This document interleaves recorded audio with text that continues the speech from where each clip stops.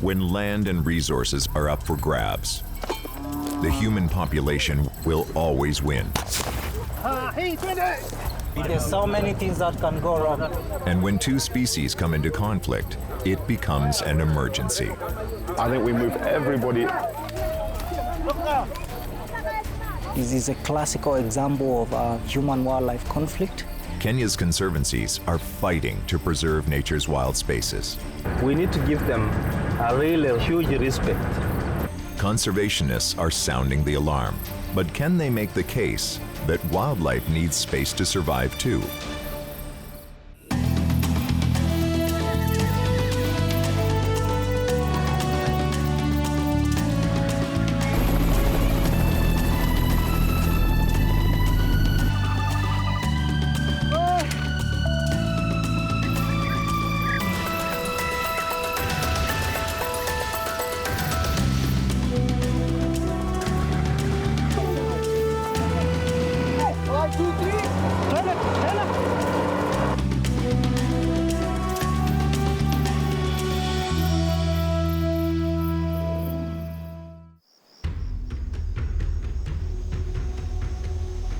The fate of African wildlife comes down to a simple equation.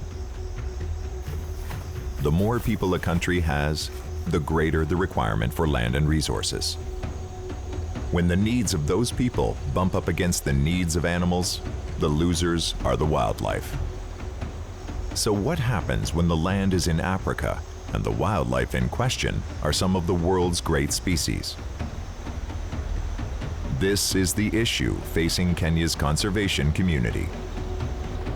The population of Kenya has doubled in the last 25 years, and it's currently growing at the rate of 1 million people a year. With fewer and fewer wild spaces for them, Africa's animals are coming in contact with humans.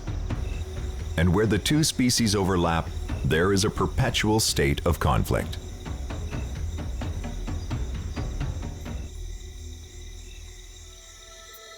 In Kenya, when humans and wildlife come into conflict, the conservancies step in. Their goal is to protect the wildlife and reassure villagers that they are safe. Today, staff of Lewa Wildlife Conservancy has received a call from a nearby village. 296. A leopard that has been hanging out around the village attacked 3 people this morning. The attack was severe enough to send them to the hospital. Now it's run into an abandoned house and won't leave. The villagers are angry and scared. Kenyan Wildlife Service vet Matthew Mutinda is dispatched to the scene. Mko na comms na sisi, mko na communication na sisi. So they phoned Lewa Radio Room and we came to offer the solution. This is a tough job. Matthew needs to get there before the leopard or one of the villagers ends up dead. Once you get such a call, it's always an emergency. It's an emergency in the safety of the community and on the animal. The story is a few goats have been lost in the vicinity and it's an abandoned house. So he's a young guy, he's not very wise into the ways of the world. The villagers have livestock, so it's not a surprise that a leopard would go after an easy meal. What is unusual is that the leopard has stayed in the village. This is an indication that the cat may be injured or ill. Matthew's years of experience are important here. He's going into a tense and dangerous situation, which is made more unpredictable by the fact that the leopard will likely be in an agitated state. It's very hard, I'm telling you. It's an animal in a confined place. The realistic thing is to stay far, observe, and make up a plan. As always, Lewa wants to solve this without killing the leopard. The plan will be to tranquilize and relocate the animal. That job will be handled by wildlife specialist Batian Craig.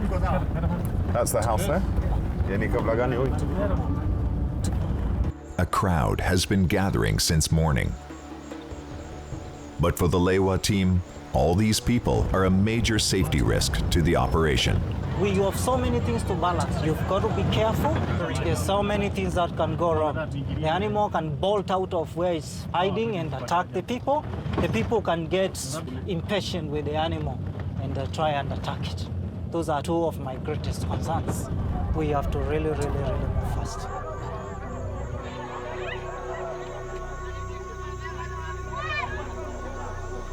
Na hii kitu ni bali kibo. Let me ask these guys. I think we move everybody Way back. Distance is around 12 meters from here. It's inside here. Yeah. 2 entry points. Matthew has scouted the area and has come up with his strategy for darting the leopard.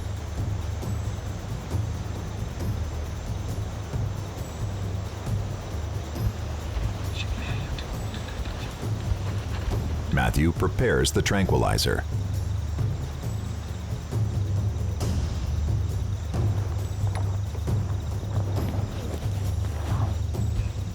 He takes up a position hoping the bushes provide enough cover and waits for the leopard to make a move.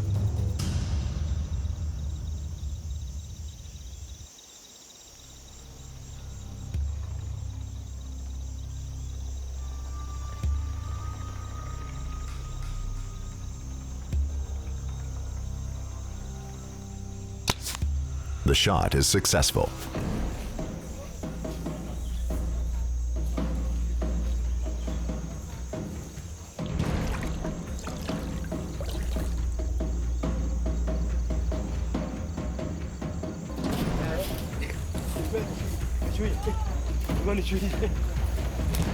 Funka.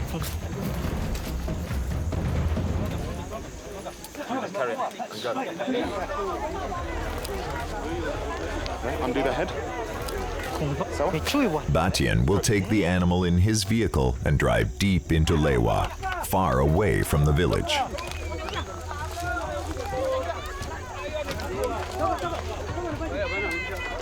Sawa, mtaenda na gari yangu mlete vitu. Sawa?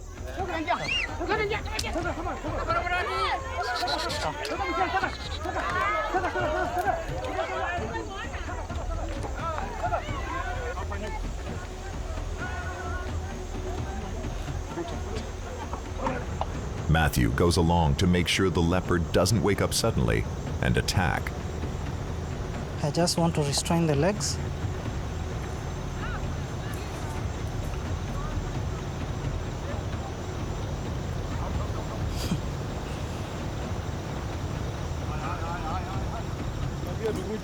The success in clearing out the leopard sends a powerful message. Not only can Lewa be counted on to protect the wildlife, but it will act in the best interest of the community as well. The plan is to keep him as central on Lewa as possible so that he won't find his way out into the community area and cause any more trouble. Okay. Martin.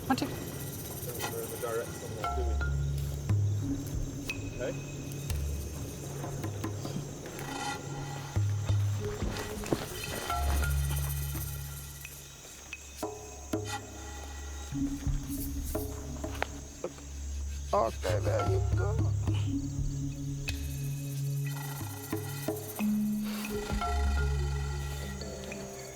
Kidogo kando. Be careful, guys. While the leopard is immobilized, Matthew does a quick exam and takes blood samples. When you're there, the guy's breathing so well, but he looks young and fit.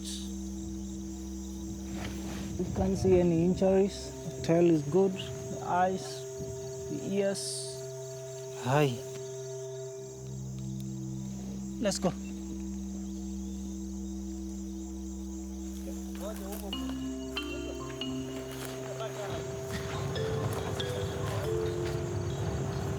They wait until it's clear the leopard has shaken off the tranquilizer before they go. It may seem like a lot of work for the life of one leopard, But in Kenya's shrinking wild spaces, the life of every single animal is a precious resource.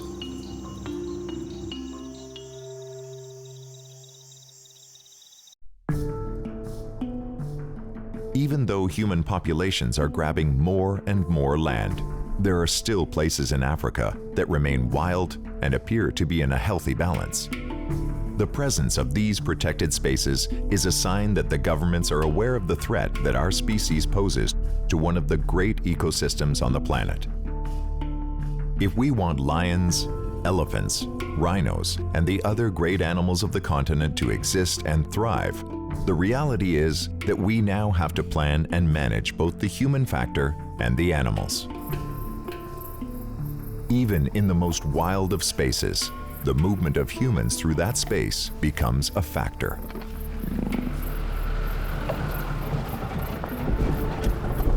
And the trails we leave make an impact on everything from mighty predators to those at the bottom of the food chain.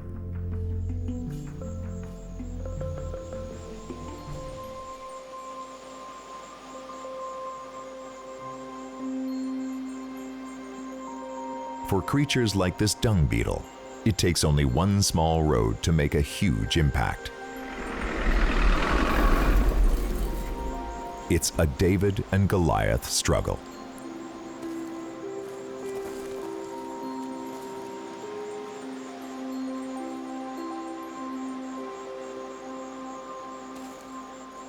Finding space to exist undisturbed is an uphill battle.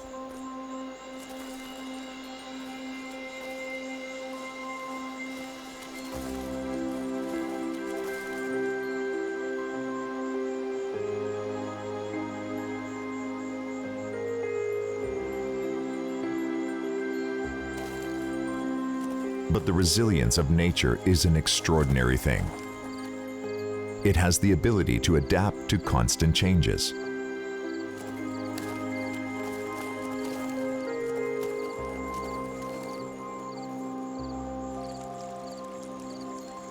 But those unable to adapt or change face a more uncertain fate. In a world where uncharted wilderness used to be the norm, now we need to look further and further to find a piece of nature untouched by human hands.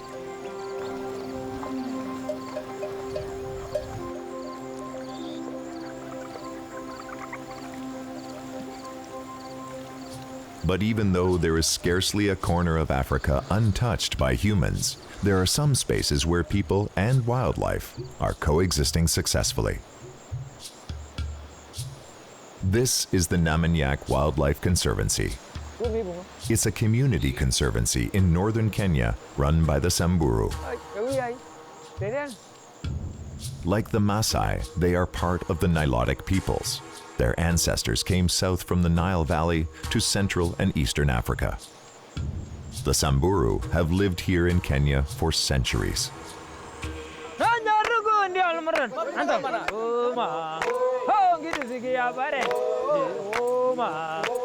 They have one foot in their traditional past and one foot in the modern world. By tradition, the Samburu are pastoralists. They raise cattle, goats, and sheep. In many ways, they still live the way their ancestors did.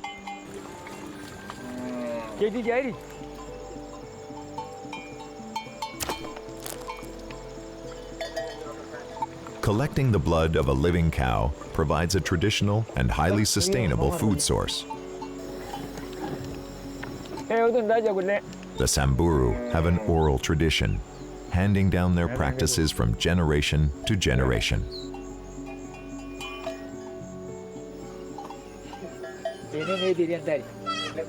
As crucial as their livestock are, their lifestyle also depends heavily on the surrounding natural world.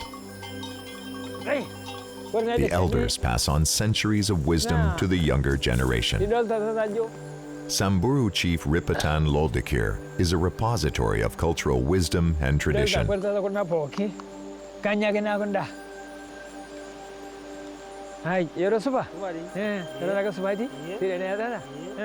Chief Ripatan continues to follow the traditions that keep him and his community tied to their old ways.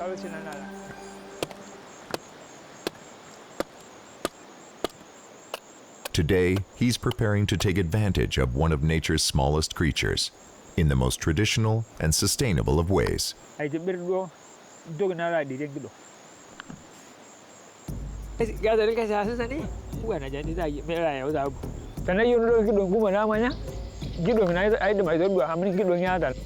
Chief Ripatan is going to collect honey as he was taught to do by his father, and as he's been doing it himself for over half a century.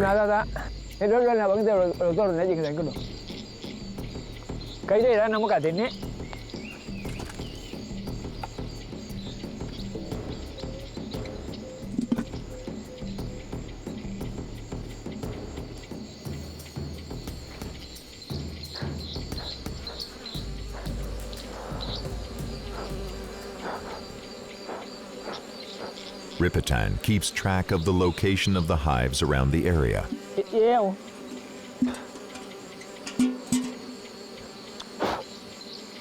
The next time he collects honey, he'll choose a different location so that his hive has time to recover.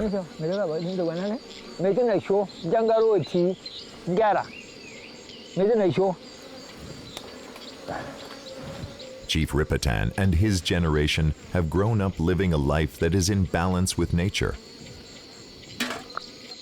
But time is catching up to the Samburu. They have become the managers of the Namanyak Wildlife Conservancy. They are no longer an isolated tribe removed from the modern world. This is a mixed blessing.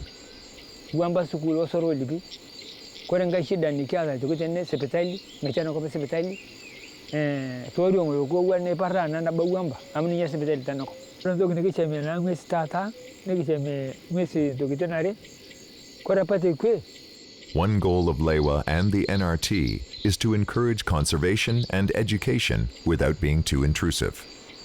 In the context of what's needed for coexistence between humans and wildlife, the key thing is that the people need to recognize the value of the wildlife. It needs to have meaning to them. You know, what we need to recognize is that humans have been living with wildlife, either in conflict or out of conflict for, since time immemorial. We're just having a conversation about what the positive opportunities might be for those people. That conversation revolves around a delicate balance of traditional ways and new opportunities. Outside support is a double-edged sword. These days, it is easier to trade for sugar than collect honey.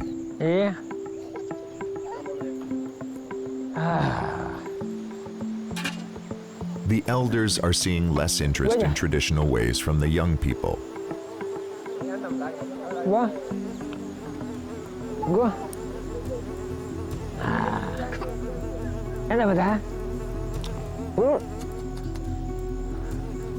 But there is also nothing sweeter than being self-sufficient, in harmony with the environment.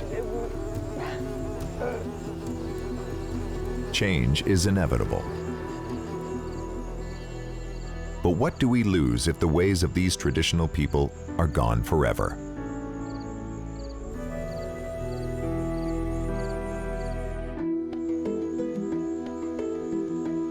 In Kenya, a growing human population is taking up land and resources at a rapid rate. This is knocking the environment out of balance and shrinking the space that wildlife has to live on. The ideal scenario would see humans coexisting with wildlife. But to many Africans, this is a purely utopian idea. The truth is that many of these animals are too dangerous and too destructive to human activities for coexistence to ever work. To understand the threat that Africans face from these wild animals, you only need to look at the lives of the Conservancy's rangers. The rangers, who are tasked with patrolling the Conservancy, live and work in the wild. In this environment, they have to play by nature's rules, and that means they live in constant danger.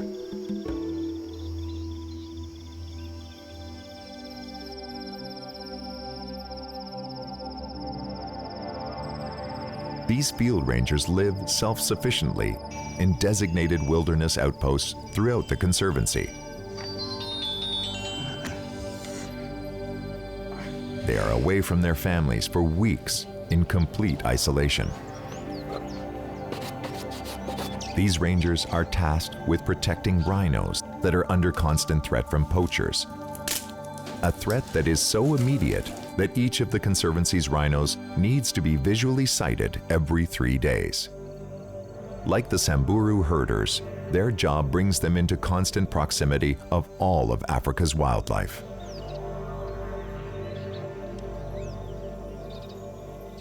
My name is Agustin Morillo, working at Leopard Conservancy as a ranger. I've been doing this job for 5 years now. I am enjoying my work perfectly. It's a very good work. My favorite animal is a rhino. Surely I love rhinos. Leirauti and his partner have not seen 3 of the animals in their care in 2 days. So today they are going to find them. We are going up the mountain. We are finding rhinos. And now we are ready to start our work, start our journey. This road helps us to see any crossing of buffaloes, rhinos, or anything else. In spite of the risks, these rangers don't carry guns, and that's by design. Buffalo max. This is a very dangerous animal that you have to keep him away from you because it's a very dangerous animal in the wild. So we don't know if there's something behind the bush. In the past, armed rangers would fire warning shots when confronted by an animal in the wild. But too often, instead of fleeing, the animals would charge and the ranger would have to shoot it. Or try to. A buffalo is a difficult animal to kill when it's charging, and often the ranger would wind up being injured. So the Conservancy adopted a centuries-old low-tech approach used by Samburu herders. The rangers throw a rock or a wooden club, and without the element of confrontation, the animal's natural instincts kick in and it flees. With their traditional method, the staff at Lewa figure that injuries to rangers by wildlife have dropped 80 to 90%. And it's okay, it's okay. You're just calm.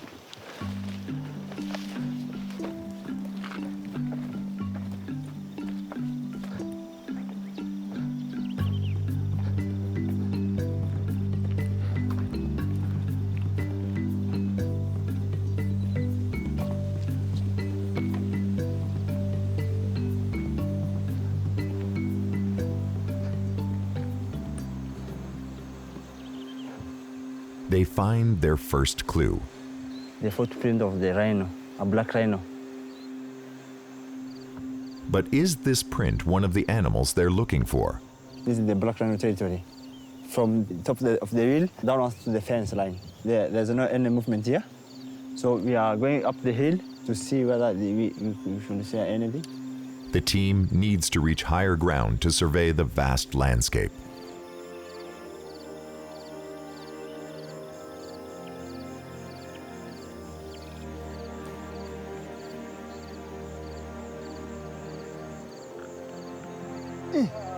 It's a long climb up the hill in the hot sun. But so far, no luck. If they can't locate the rhinos, the situation will become critical, and the Conservancy will throw all their resources into finding the animals. They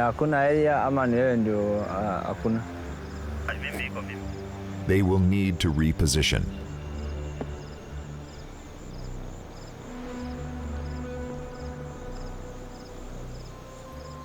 Tamara.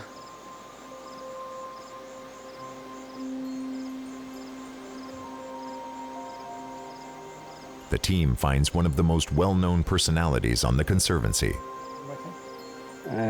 Now we see one white rhino, and we already identified the rhino. His name is Imado.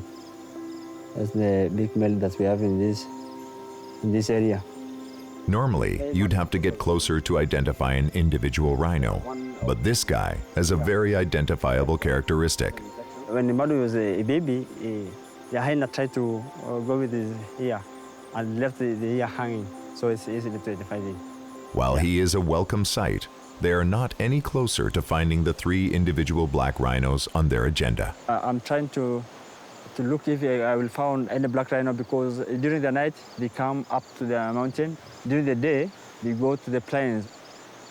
If they can't find these 3 animals today, they will have to sound the alarm. If the rhino is not seen for 3 days, we call the reinforcement team. I see one rhino far away in that plain. There is one rhino there, very far. So it's now we go there. Today, these rangers walked for miles without spotting many animals. When people started to move into this area of Kenya, they needed land for farming and ranching. The wild animals wandering through, attacking people and livestock, were considered dangerous pests and too dangerous to make coexistence possible. So hunters were brought in to wipe them out by the thousands. To people settling the land, there was no ambiguity. In order to survive, humans had to bend the land to their way of living. It was survival. Today, this is the result. There are so few rhinos that each one needs caretakers like these 2 rangers. Because I saw rhinos and I want to identify them, first of all, I must go opposite of the wind. So the good way is to go like this.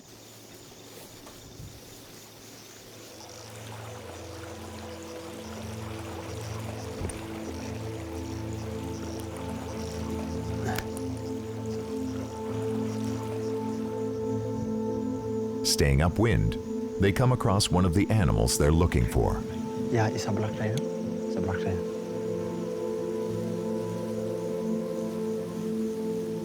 Notches on the animal's ear help identify it quickly. I identify the ear notch. The left ear, we count 5 at the down.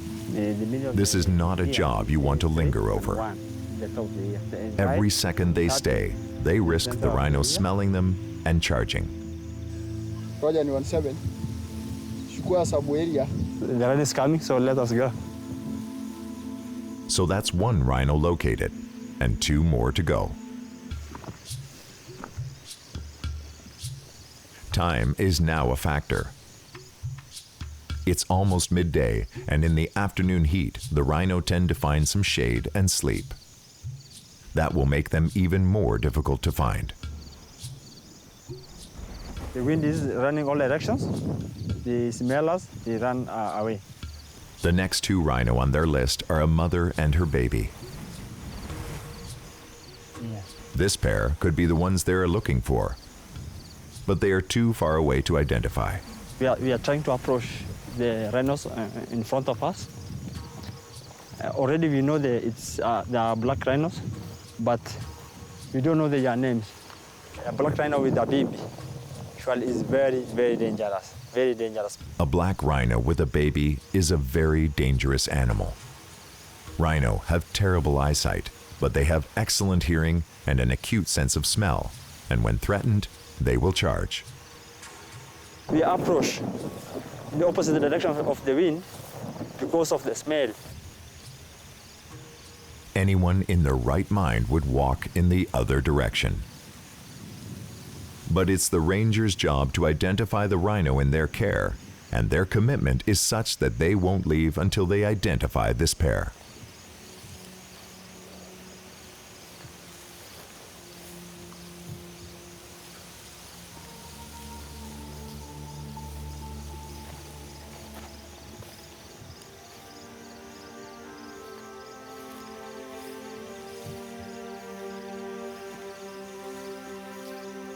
The 2 are identified as the rhinos they've been looking for.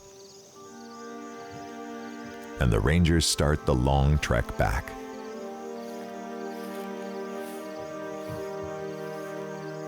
So the rhinos are there, quite fine. They are just enjoying the green pastures. Today, several teams like this one are reporting their findings to Lewa headquarters. Roger, after now. When dangerous wild animals and humans try to occupy the same territory, one way of life has to bend in order to ensure the survival of the other. In conservancies like Lewa, although our species manages and patrols the land, as much as possible, it's the wild that rules these areas. But when an individual animal within Lewa's boundaries becomes a threat, life gets complicated. And this is exactly the scenario that Lewa is about to face.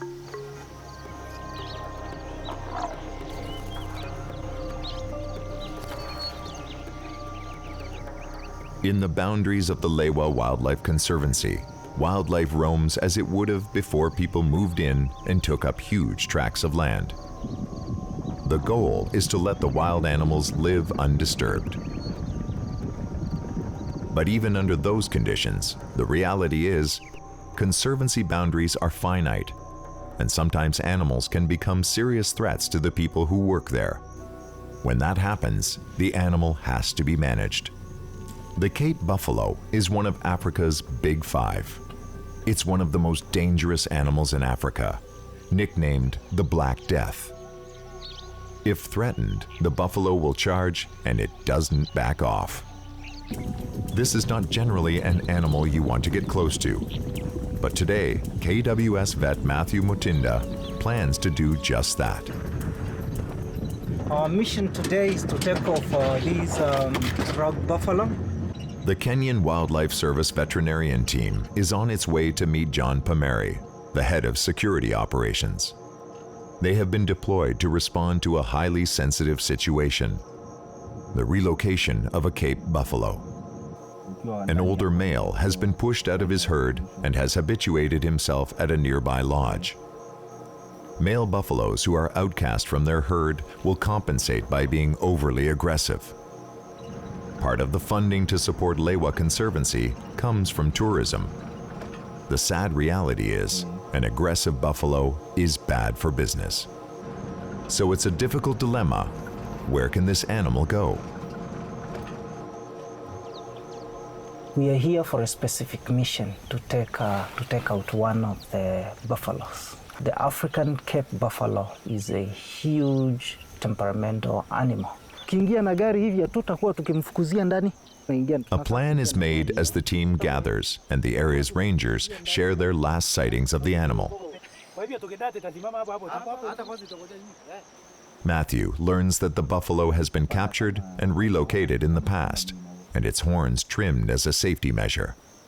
But he's found his way back since, and his horns have regrown. So we just have some more vehicles. We hope we get it.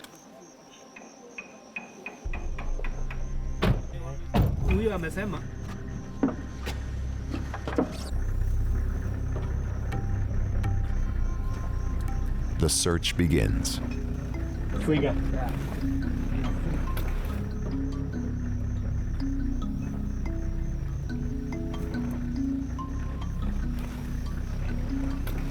Even though this old male has probably been pushed out of his herd, it's likely he'll continue to try to return to them. So Matthew and his team are going to start their search by locating the herd. The herd was last sighted past an exclusion zone. The electric fence keeps elephants and giraffes out to protect vegetation. But today, it just makes their job all the harder. Pole pole. Angalia kulala chini. Sawa? The herd has been located. Every animal is carefully inspected to see if it matches the description of the older male. Cut on the tips. Habia sumbiri angalia, sumbiri ni anaweza jua hiyo mnyama. Oh, inakuja. We just checking one more place. If we don't get, we go.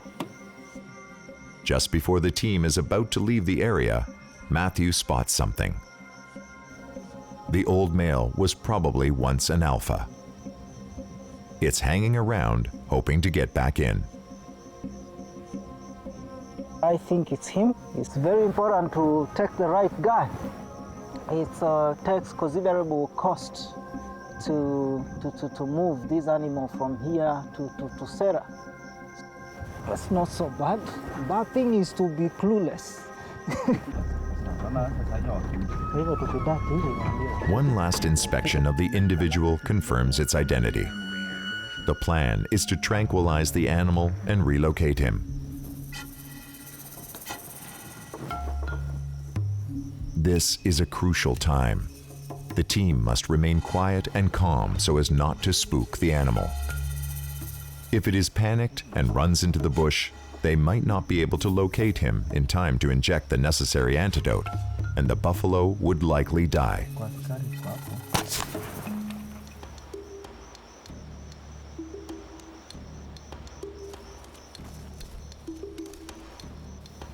It must be kept in an open area where they can easily access him with a truck.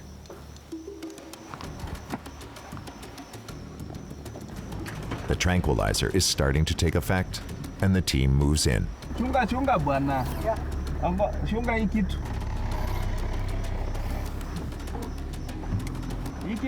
The clock is ticking. Every minute of unconsciousness puts stress on the animal and adds to the danger.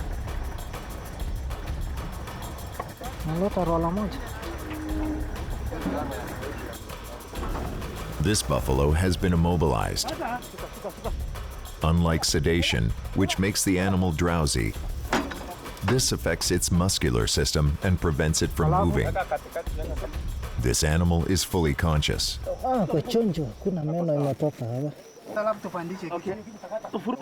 The animal is choking. Okay.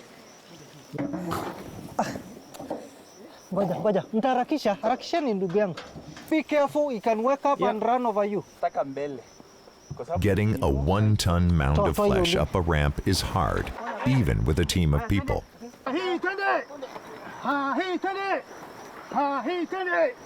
They don't want to keep the buffalo tranquilized for much longer, so time is of the essence.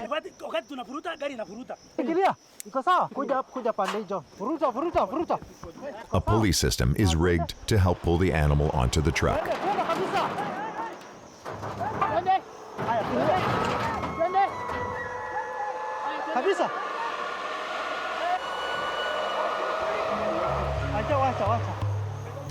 Haya, wanaume, hii tutaingiza na mkono. Tumbiri, unajua ile ya kuweka rola pale kwa juu. Shika mahali. 1, 2, 3. Tena. Twenda. 1, 2, 3, tene. 1, 2, 3, tene. 1, 2, 3, tene.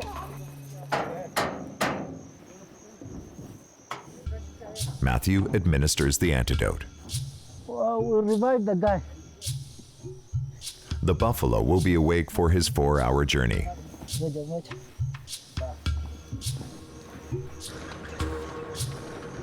They're relocating him to the Sarah Wildlife Conservancy, a 20,000-acre conservation area 4 hours away from Lewa. For John Pameri, the concern is not just the animal's survival, but also his quality of life. Yeah, he will be having a nice life. There's a lot of other buffaloes around. There's plenty of ladies around. So he can marry 1 or 2 or 3.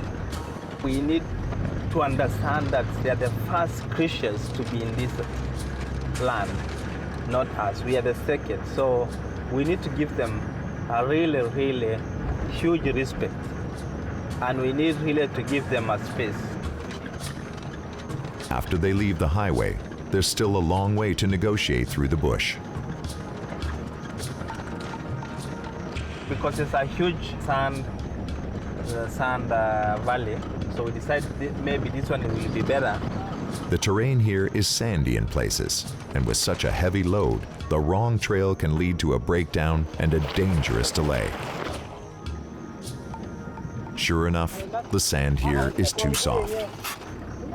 It's all hands on deck.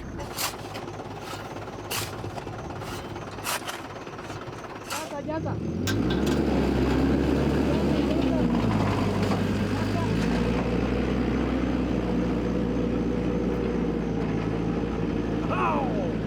bush tactics.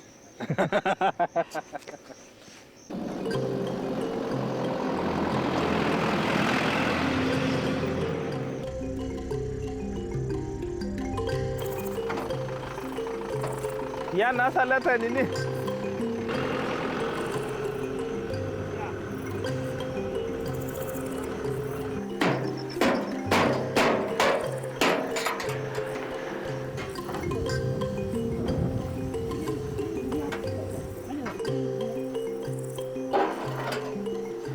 Nearly a dozen professionals have dedicated an entire day and countless resources to the well-being of a single common animal.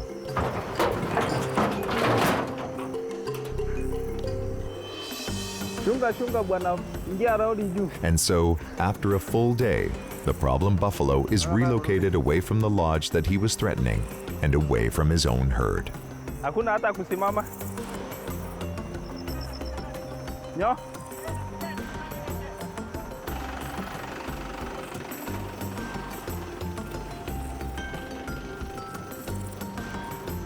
Here at Sarah Conservancy, he'll have another chance at a dignified life. And he may even contribute some genetic diversity to the local population.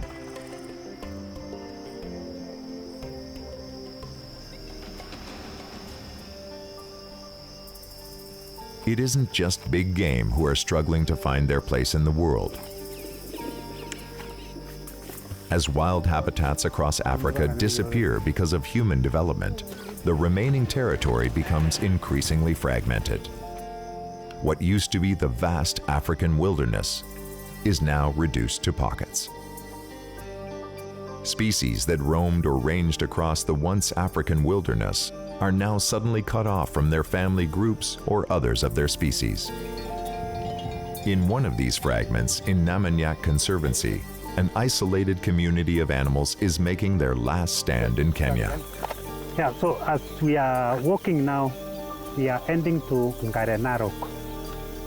Ngarenarok means black waters in Samburu.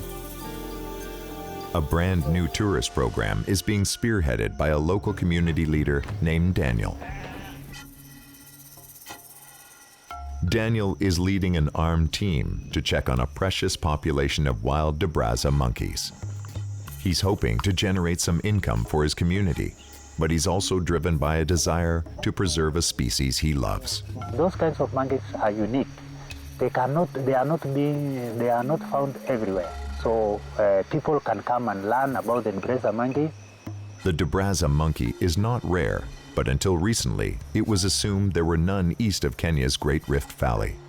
A recent survey discovered a population of about 250 in the remote Matthews Range.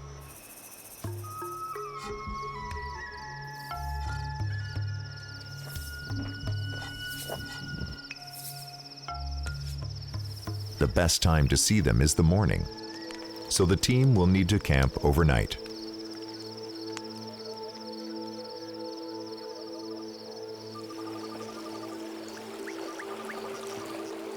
Today is another morning. We woke up very early in the morning at around 5. And this is now our best time to go and see where the Diaries monkeys are. What is happening to the Diaries is a perfect example of what's happening to many species.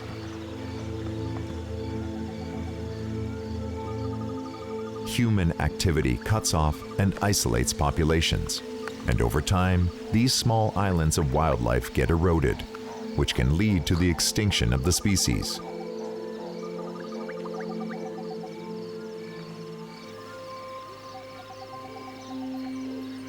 This population of Diaries is new to conservation researchers, but to the locals, they're a familiar presence.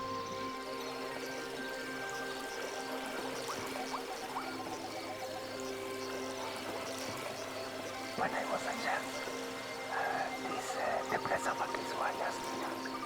Up to now, up to the time I came, we thought of coming to tame them or to habituate them. So since I was a child, they were just here. But these monkeys thrive only in this specific pocket of forest, where the river and trees combine to provide the perfect habitat.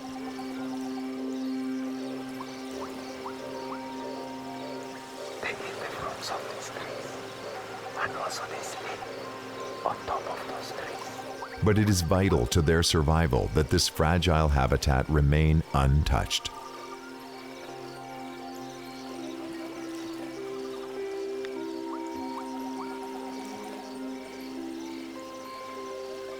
If they all disappear or die, I will just feel very sad. Because, life is so much important. I feel very important because I'm seeing now the welcome tree is coming. He's coming to eat something. Will be known all over the world.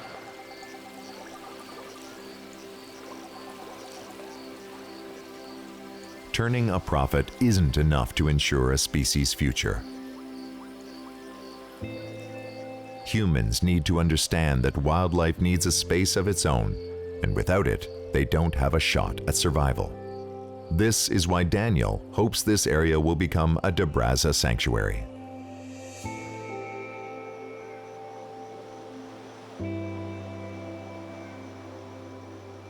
In Kenya, for the people on the front lines of conservation, it's no longer possible to leave things to chance. As the human population continues to grow, grabbing up land and reconfiguring what were once wild spaces, both wildlife and wild spaces need champions to fight for them. A part of Lewa's strategy for preserving wildlife is to convince people that there's an economic value to preserving it. It brings in tourist dollars to boost the economy. But what about the intrinsic value of wildlife? Back at Lewa, there is a meeting to negotiate grazing rights for the Samburu. If not properly managed, livestock can destroy an ecosystem and threaten the survival of other species.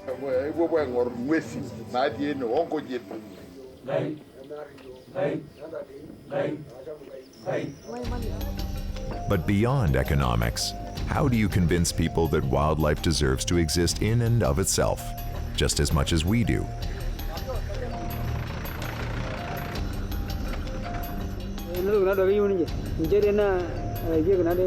Sometimes the best way to change perception is to have people encounter wildlife firsthand.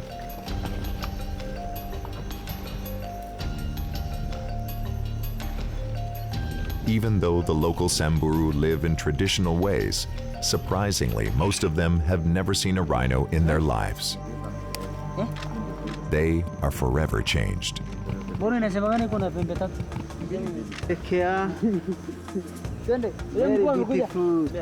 In Kenya, conservationists are working to build this kind of consciousness to ensure that wildlife has a place to survive. If the community conservancy model and concept can continue to be the success it's been for the last 20 years, then wildlife has a future in this country.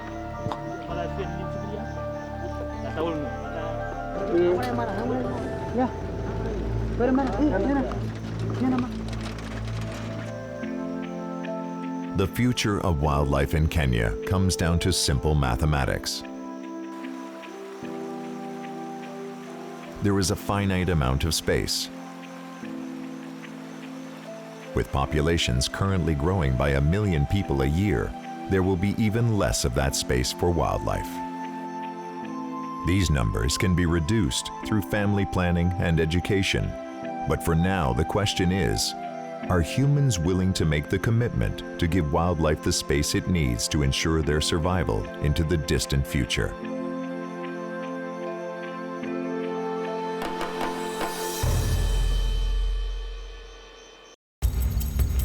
In northern Kenya, a landmark collaboration is attempting to assist one of the world's most endangered creatures. 1, 2, 3, go! We are saving a species. There are so few animals left. Every single one is important. So we must have a chance to bring them home again. For the first time in a generation, the black rhino will return to northern Kenya. But capturing one of the world's most dangerous animals is not without its challenges. Anything you don't want them to go near, they head direct for. Okay, be ready to run. It's another busy week in Kenya.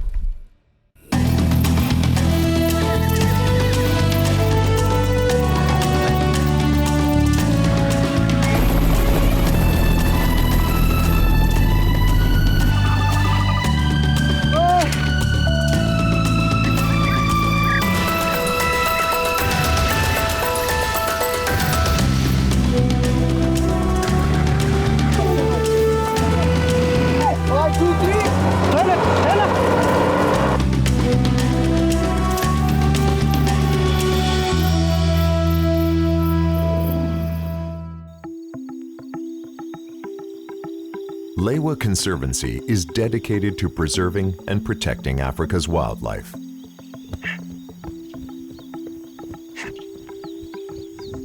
They've been successfully managing breeding programs to increase the population of the critically endangered black rhino, a species that for decades has been the target of poachers. They've been so successful that they now want to move some of the rhino to a new location. The plan is to translocate 10 of Lewa's black rhino to the Sera Wildlife Conservancy, 4 hours north of Lewa.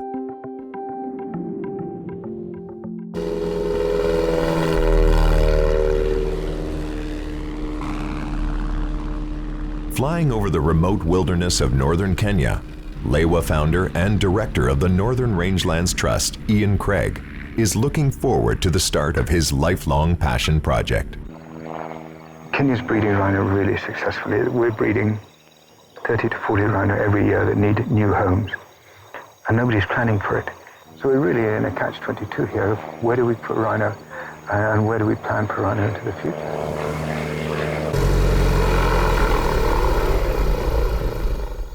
The area was once great rhino habitat, but relentless poaching in the 1970s and 80s wiped them completely out. Translocating animals isn't new. What makes this special is that Sera is a community conservation area. It is run and managed by the local community. Sera sits right on the boundary of a whole bunch of tribal areas. There's complete ownership by those communities. It's obviously incredibly exciting for those that have been involved in it.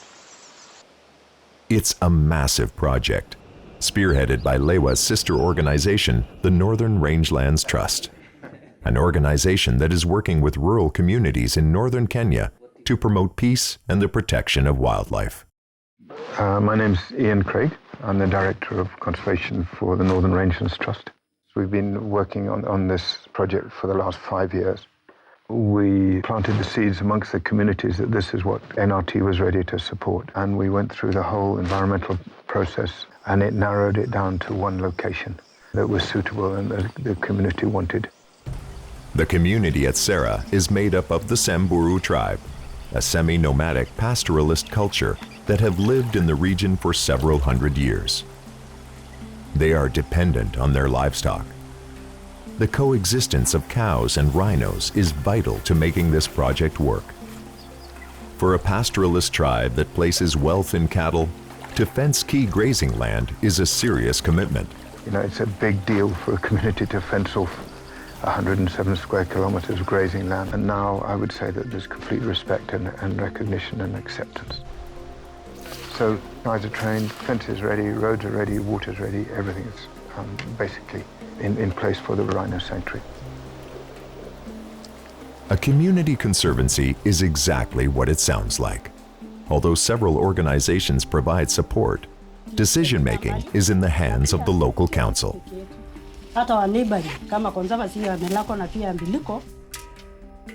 Black rhino conservation, which is probably some of the most complicated, complex, and most involved, expensive and time-consuming conservation work that you can be involved in. Here we are with communities now actually starting to take this on and demonstrating they have the will, the passion and the wherewithal to do this. The Samburu are working hard to get ready. They're anticipating the arrival of the rhino as well as the economic benefits that will come from tourism as a result of having rhino. You know, as now you know, we are introducing a black rhino to Sarah. Everyone now knows the importance of this rhino to here. It's perfect rhino habitat. Historically, 30, 40 years ago, that area probably had the highest densities and the highest concentrations of black rhino anywhere in the country. And to introduce them back into that area, it's a reintroduction, if you will, a repopulation. So we have to find all our techniques to make sure the whole community accepting. The community around, the Borana, the Rendile, the Samburu, come together to give animals peace, people also peace, and many of them get money from this rhino. This is removing people from poverty to a better life. It is the community's hope that by protecting habitat for rhino, it will allow for the rebounding of other species. And today, members of the local community are applying to become a big part of that life. And who better to protect rhinos than traditional Samburu warriors? Although the Samburu are pastoralists, the males come from a warrior tradition and are fiercely protective of their herds. To be chosen for this work is an immense honor and will be life-changing. They will have a secure job and a career, but it does come with risks. Although protected by a worldwide ban, rhino horn is valuable on the black market. And because of that, poachers will kill for it. Clearly, it's a critically endangered species. There are only 640 left in the country. There are only 4,000 black rhino left in the world. My worries, of course, is poaching. You know, somebody will try and kill these rhino for sure. We have noticed an increase in poaching incidences. We are very happy that Sarah Conservancy are providing secure space for rhinos. I think the security will be good. And to help provide that security, the community is looking for the fittest individuals. Being Kenya, a running nation, a 10K race serves as the first cut.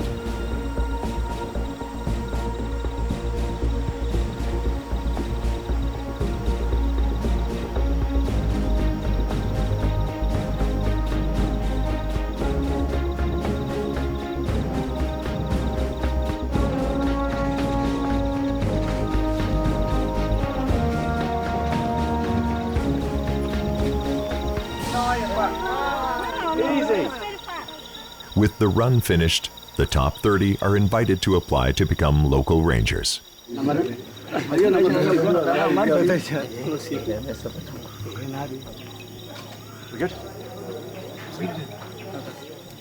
What begins as a job interview quickly turns into a training session. The selection is carried out by the region's elite anti-poaching team called 9-1. Go! Come on! The running was no problem, but this is a bit of a culture shock. Let's get it going! Come on, let's go!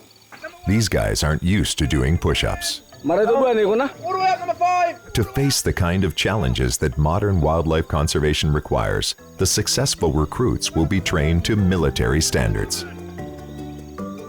Keep it going!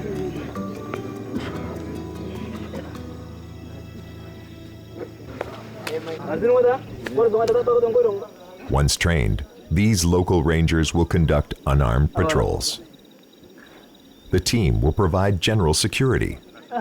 Should a conflict arise where armed engagement is needed, a specially trained rapid response team that is in the region will respond. The aim, core element for starting this 9-1 team is to bring security among these three communities. Before these communities had a conflict with each other, this Samburu and Borana, and this team, each and every ranger acts as an ambassador to his community, so as to mobilize the community on peace. As the Sera community works to prepare for the arrival of the 10 rhino, back at Lewa, the hopes for the project are high. So Lewa is at the center of this project to reintroduce rhino into Sarah Community Conservancy because really Lewa was the birthplace of Northern Rangelands Trust and the birthplace of community conservancies in Kenya. The Craigs are one of the founding families of the Lewa Wildlife Conservancy. At Sarah, the story is coming full circle. Ian witnessed the capture of the last rhino in the northern rangeland areas around Sarah over 30 years ago. Last time I saw rhino in northern Kenya, 1983, and we caught that. Those animals provided the nucleus for Lewa's Black Rhino program. And now it's the descendants of those rhinos that will make their way back home. And the Craig family's descendants are involved as well.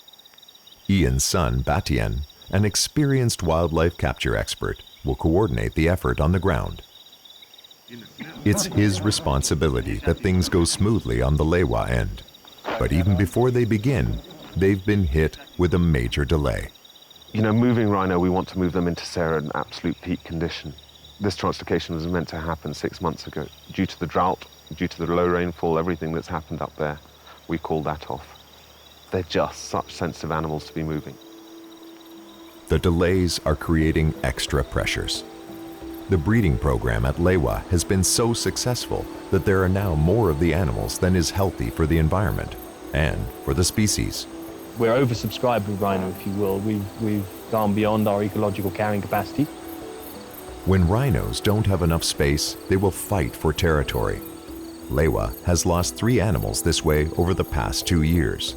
The best thing for everyone will be to get this move underway as quickly as possible. And even when the rains do arrive, the risks will be considerable.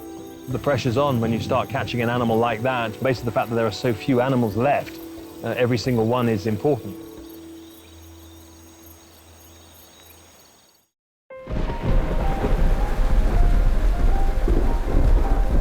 After 6 months of waiting, the rains have finally arrived in the north. And Lewa's massive rhino translocation campaign to the Sarah Conservancy can finally proceed. You know, first day there's going to be, we're all rusty. Things will go wrong, we expect things to break. Although we've checked, double checked, triple checked, everything. We'll see. Lewa is going to relocate 10 rhinos. That means capturing them one by one, carefully sedating them just enough to get them loaded onto special transport crates. Then the rhinos will be driven 4 hours to Sarah, where they'll be released into new and unfamiliar territory. Things can go wrong, and you can guarantee no one day will be the same and no rhino capture will be similar to the one you did the day before or the week before or the year before. And we need to be ready to be able to react when something does go wrong. In Kenya, all wildlife is owned by the government and is managed by the Kenyan Wildlife Service, or KWS, both inside national parks and outside. They work together in partnership with the conservancies and will lead the capture team and supply the vet team. Today is a big day. We are very excited. It's a big deal because in Africa, no black rhinos have been taken to a community conservancy. Oh, okay. To capture the rhinos, they will use a helicopter piloted by Lewa CEO Mike Watson.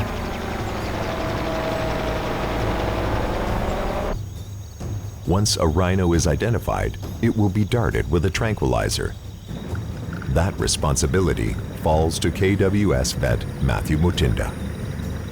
The first animal for today has just been located, and now we are rushing on our way to meet the helicopter.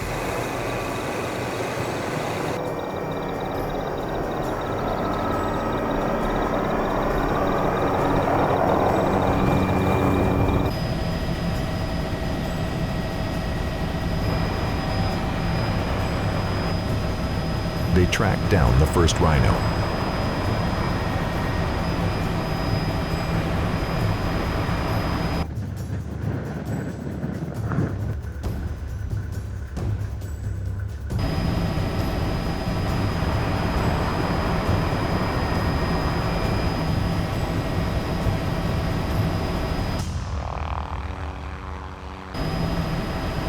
Firing a tranquilizer dart from a moving helicopter at a panicked rhino takes skill.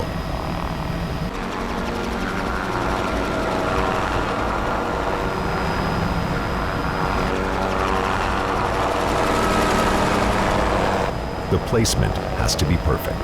The dart has to penetrate the rhino's thick hide so that the drug will hit the bloodstream. Matthew takes aim.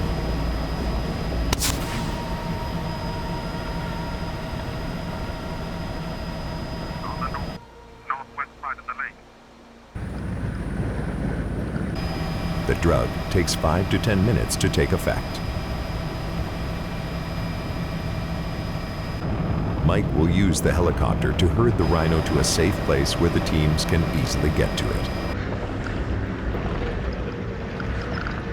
You see all the elephants panicking, because obviously with the helicopter and that animal going down and things. But it's gone down.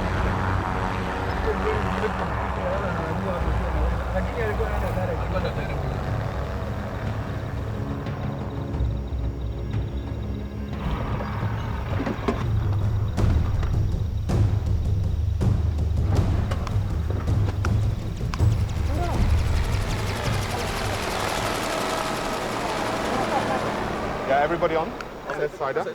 Yeah, we'll turn him around a bit. Yeah, he's a big boy. While Matthew focuses on the welfare of the rhino, Batian gets to work. Chainsaw? Rhinos are being hunted to the point of extinction because of their horn. Although trade in rhino horn is illegal, heavily armed poachers are a constant threat. So for the safety of the animals, the horn is being cut off. Watch it, Pete.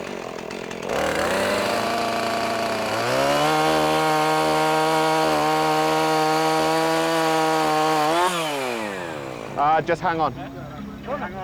Just giving it oxygen at the moment. The horn is made of keratin, the same substance found in human fingernails.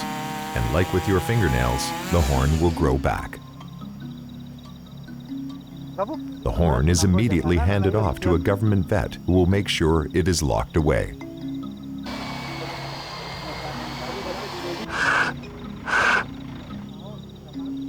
Now the team will install a radio tracking device into the stump. You know, we've got two types of transmitters that we're putting in these animals. The first one, and we try and put that in the back horn, is a VHF transmitter. It's crucially important that the rangers at Serra be able to find and track the movements of each rhino. Because of the threat from poachers, this rhino being moved to the Serra Conservancy will need to be visually spotted every 3 days to ensure they are safe. The microchip means there are 2 tracking devices on the rhino. They come on twice a day, once in the morning and once in the evening. Matthew, syringe? The microchip, so it's just giving its own unique identity. No different to microchipping your dog. Can I have a syringe? You know, this is dental acrylic, no different to what they make your mother-in-law's false teeth out of. It doesn't inhibit horn growth at all. If anything, it's a lot harder than horn. Yeah, in about 5 minutes' time, it will be absolutely solid. It goes like concrete. The devices are installed quickly. They don't want to keep the rhino sedated for longer than necessary. Okay, 1 minute. We need to get this head over now. With the transmitter installed, the focus shifts to the actual move. The problem is, it's not easy to move an unconscious rhino that weighs about the same as a mid-sized car. 1, 2, 3, 20! 1, 2, 3, 20! 1, 2, 3, 20! 20! So they'll wake it up and push it into the crate. You know, there's rough edges from having taken it off with the chainsaw, and we want that horn to grow back in a natural shape.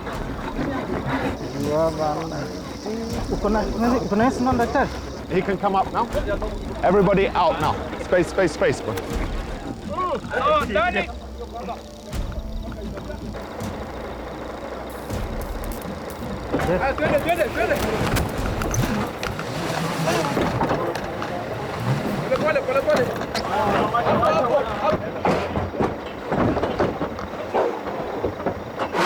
Okay, cool.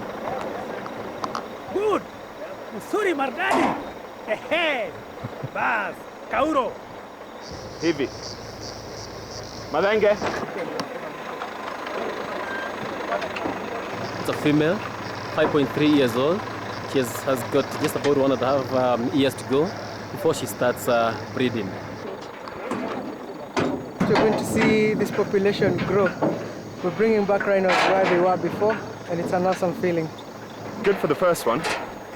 It was good. It's just so many people, but it's so exciting for everybody. It's good. Yeah, no, it was good. Couldn't go better. The first animal to go to Sarah was Black Rhino Community Conservancy. The drive to the rhino's new home will take 4 hours. But for now, she will be waiting until they capture a second animal to accompany her. So just waiting at the next lorry, then we go to the second one, and then we start now moving to Sarah. Rhinos need to be moved when it's cool in the early morning and late afternoon, so they will have a maximum 2 per day. There's a lot of small things that can go wrong in wildlife immobilizations in the wild. My main concern is the safety of the animal. There is a very real possibility that at some point, something will go wrong. For a big old beast that looks prehistoric, they're amazingly fragile. They're delicate. It's gone amazingly well up to now, but it's just maintaining that standard.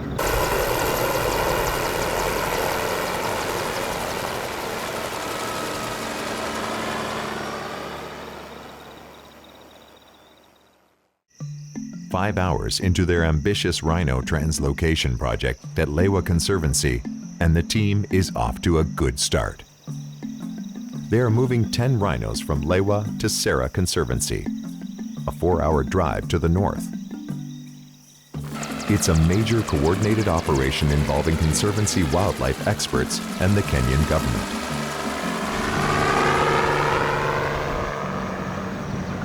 The plan is to capture and move 2 rhino a day. Very good, very good. Went on very well. Mtungi wanaume. Okay, oxygen. The second animal is located and darted safely. And again, they'll remove the horn and install a radio transmitter. What's that? Transmitter 2, but the number is 22.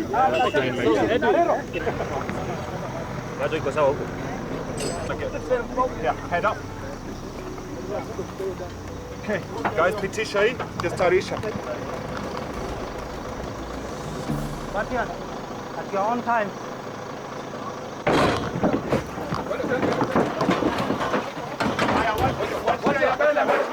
Sawa. Animals are like people, they all behave very differently.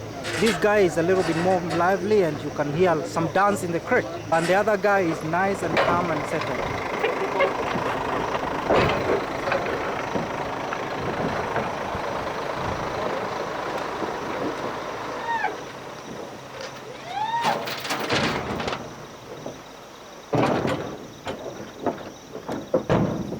And then we need 1 person on the back of each lorry. With the rhino safely on board, the truck departs. They have a 4-hour drive ahead of them to their new home at the Sarah Conservancy.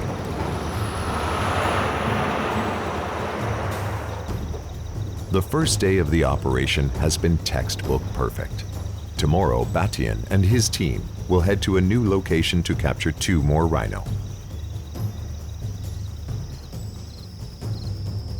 Day 2's operation will move to the Lake Nakuru National Park, several hours' drive west of Lewa. You know, we're bringing animals into Sarah from 3 different areas for genetic diversity. Next step is to move animals from Nakuru in. So we're going to concentrate on Nakuru today, do 2 animals from there, and then kick off with Lewa again tomorrow. Give the Lewa team a break. It's gone incredibly well. Lake Nakuru is one of many national parks in Kenya, with significant rhino numbers and the need to move animals out. Because of the demands of providing security, there are not many places that can take the rhino. So the move to Sarah opens up many new possibilities.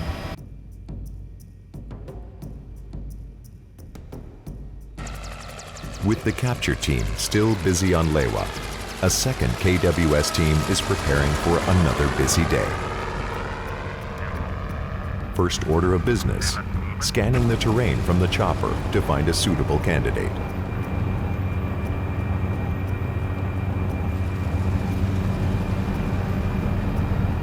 After an extensive search, a suitable candidate is found.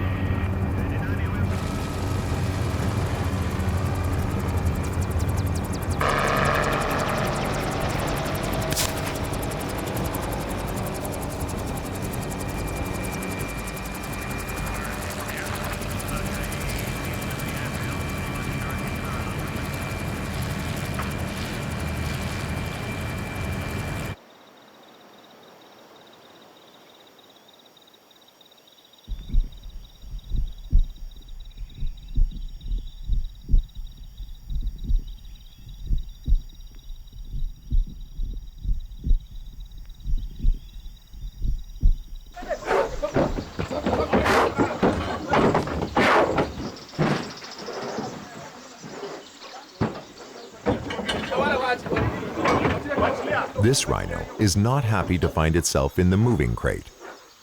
The confinement puts stress on the animal, stress that could be compounded when it's transferred to its new home at the Sarah Conservancy. My greatest concern is their ability to adapt and breed well in a new environment.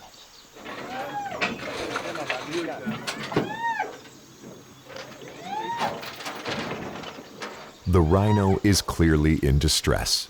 In fact, translocating the rhino is potentially dangerous to the animal. But the risk to the individual is outweighed by the risk benefits for the entire species. We have decided that there is opportunity for growing the black rhino population for taking it to Sarah Wildlife Conservancy. And this opportunity comes in the good browse diet, in the water available, in the enhanced security at Sarah. So the big opportunity to grow species numbers at Sarah Wildlife Conservancy. The operation continues to go smoothly. 4 rhino are now on their way to the Sarah Conservancy. Their goal is to move 10 rhino. So with half the spots filled, the team will now be very specific about selecting the remaining animals to make sure there is a balanced population. We really want to get the right animals to move because we moved some quite young females to Sarah. We do want to move some adult females now. But today, on the 3rd day of the operation, there are problems. The combination of darts, winds, and animal are not cooperating.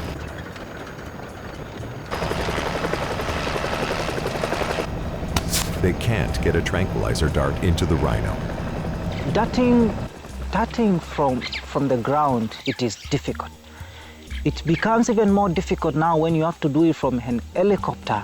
The animal is moving, the helicopter is moving, and your dart is a light object. But with training, with experience, you can overcome all this.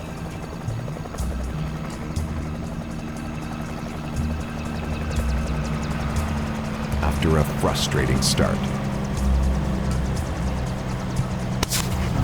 Success.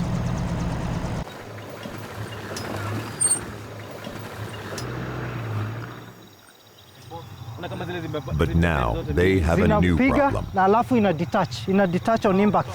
They realize the rhino is injured. I think let's sample the guy. Yeah. She's got a limp on his back left foot.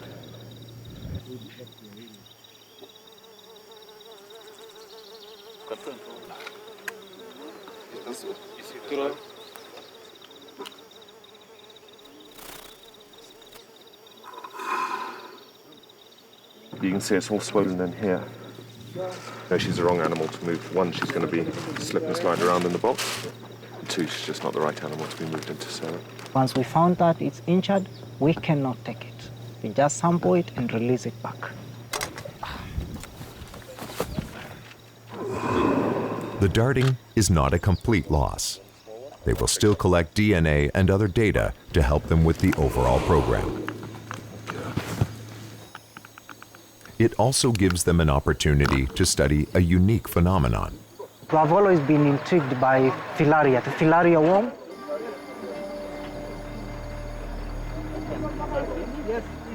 Which causes wounds on black rhinos for a long time.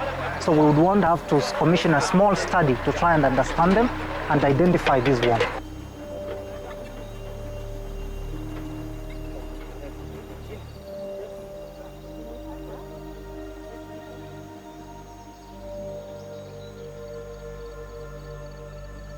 The female is released safely. The sun is starting to get very hot, and now we're just wondering, would we have enough time to do the two animals? While the crew on Lewa struggles, the KWS Nakuru team is able to catch 2 more. At Lewa Conservancy, it's another win for the team.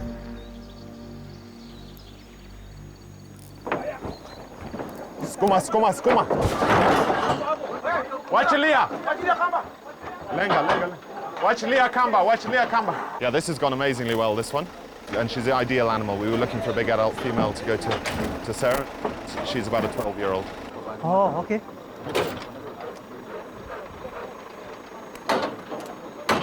Everybody's getting tired, everybody's sort of slightly on edge. It's always the case, and we've done enough captures to see the edge sort of get slightly frilly on the last days. It can go wrong so quickly, and it's so unpredictable. With just 2 animals left to capture, the final pair have to be carefully chosen.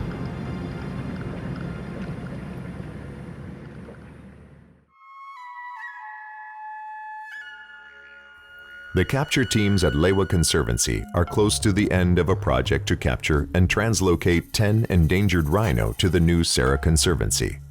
Things have been going exceptionally well for a logistically difficult operation. They're down to their last 2 animals.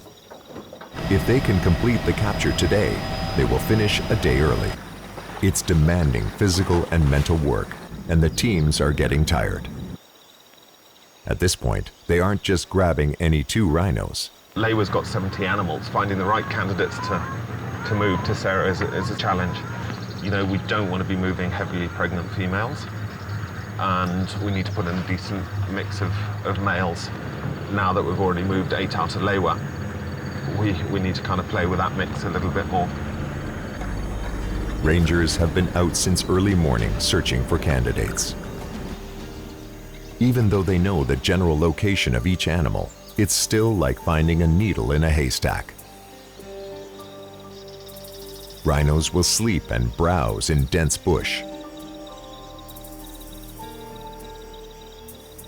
Rangers find what they're looking for.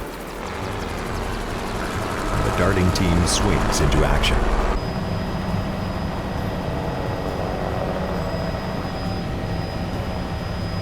Right from the start, this rhino is challenging.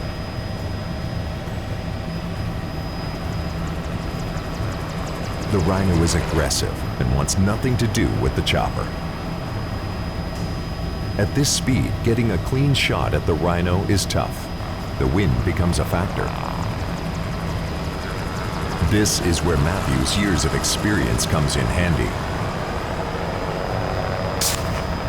He times his shot perfectly. The rhino is agitated and keeps running. It's headed for a gully. The situation is about to become critical. A fall could be catastrophic, so pilot Mike Watson maneuvers the chopper to cut it off.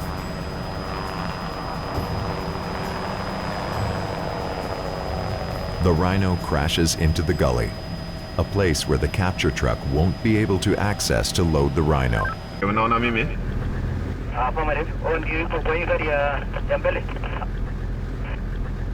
You know, it's incredible. When these animals get their drug, they literally follow the terrain, and be it on a place like Lewa, they manage to find luggers, dams, water, anything you don't want them to go near, they head direct for.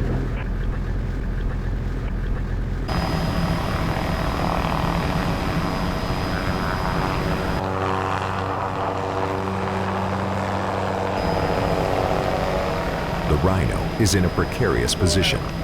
If its airway is obstructed, it could die.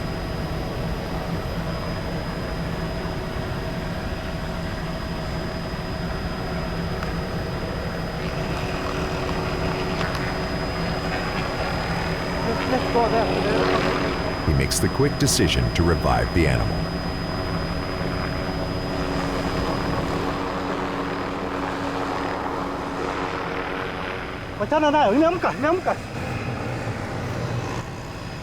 Did you give the antidote already? Yeah, yeah. Okay, be ready to run. Yeah. Yeah, nimeamsha.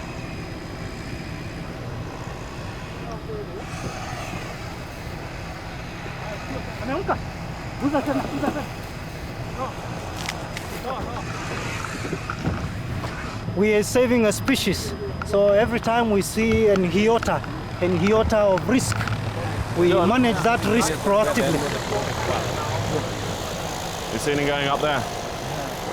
Wow, beautiful.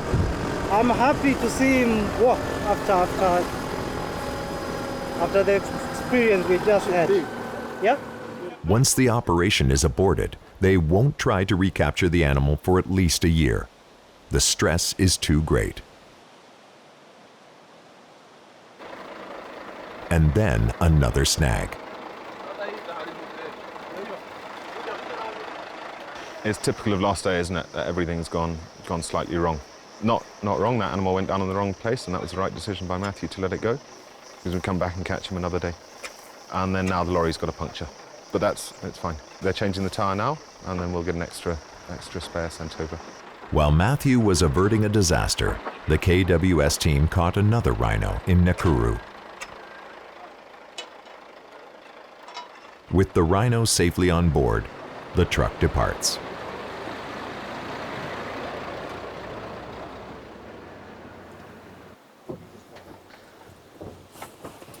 You know, we're struggling to find candidates, so we're going to fly and look for the last animal that we need.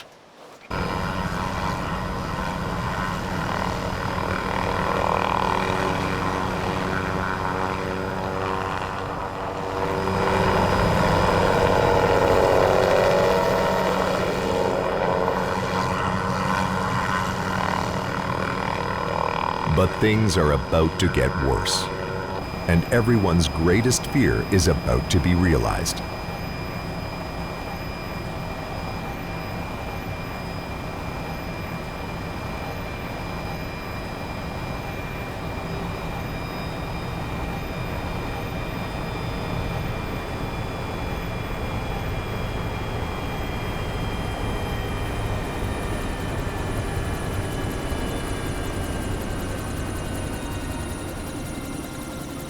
What?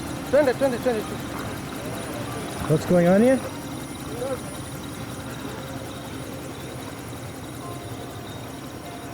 They do everything they can, but the animal has stopped breathing and can't be revived. We lose an animal, it's horrendous. We're not there to kill animals. We're not there to see animals be lost. You know, there's things way beyond our control that we can't, and it's sad. But we're here, we're on the ground, we're doing it, and we realize there's a risk. There's no blame, and we're in this game, and we're doing this thing for the right reason. Makes you feel very dejected, and you try to look for reasons as to why. Darting an animal is very risky, so many variables can go wrong. An autopsy determined that the animals had been eating at the time of the capture. During the flight, it choked on its food.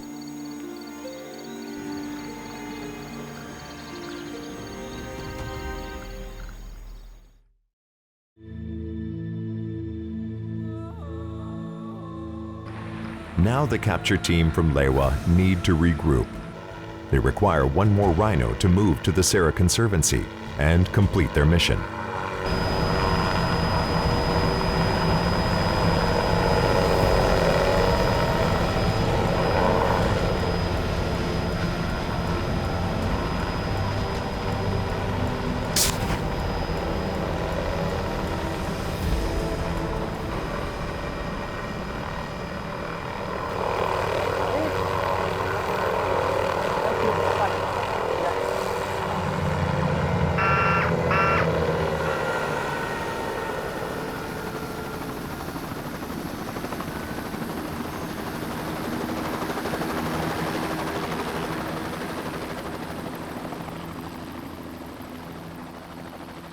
But the next animal brings its own challenge.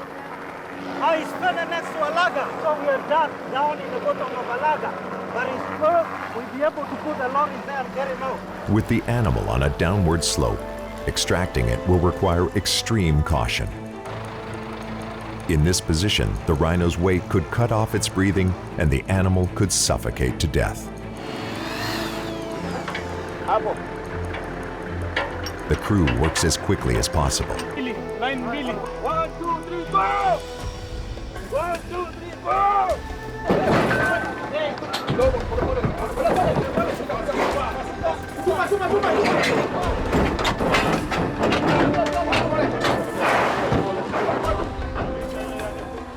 This time, the animal makes it safely into the crate.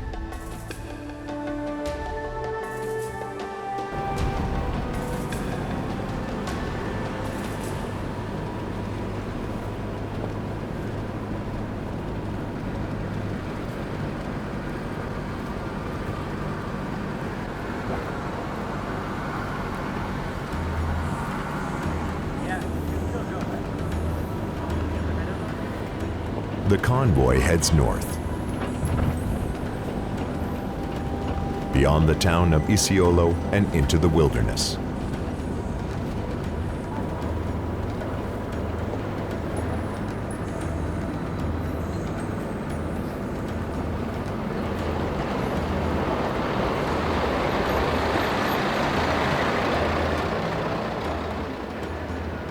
It's a 4-hour road trip to its new home at the Sarah Community Conservancy. This is the home place some years ago. And the animal coming back to their origin, we are very actually grateful to have the animals today.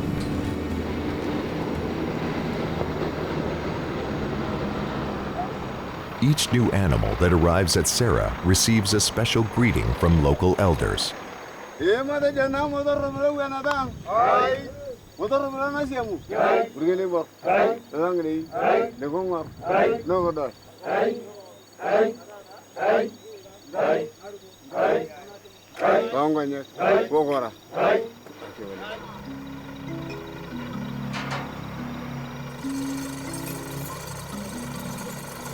suppose the most exciting thing is probably for those communities that are going to be there that open that box for the first rhino to run into Sarah.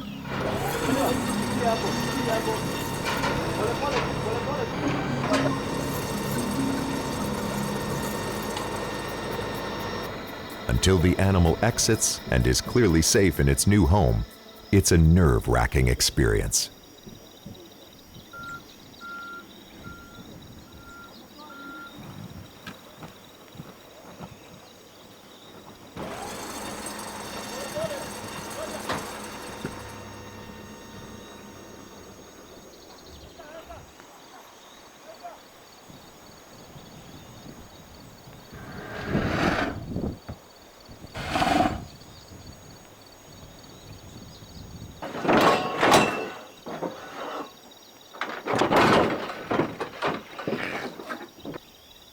And then it's time.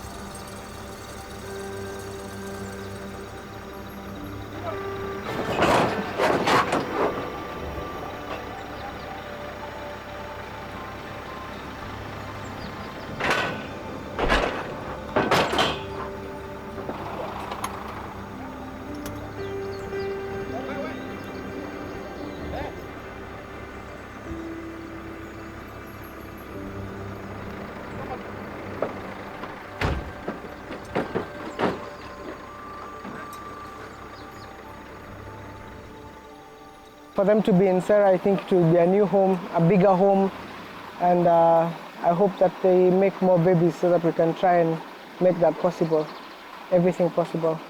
These boys have fathered some of the babies in Lewa Wildlife Conservancy, and seeing them here is like giving off some boys off to go and start a new home. It's moving for me, but it's good. Not all the rhino are anxious to leave their containers.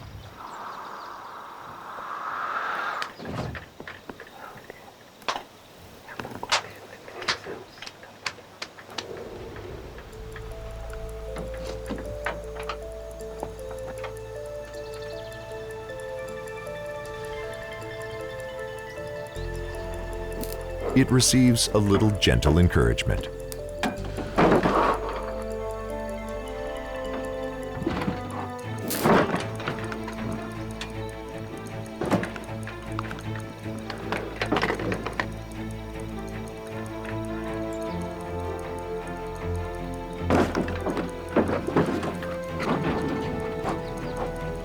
And with that, the campaign comes to an end. It was all good. Good capture in the morning, good release. All animals looking quite healthy even at the time of release.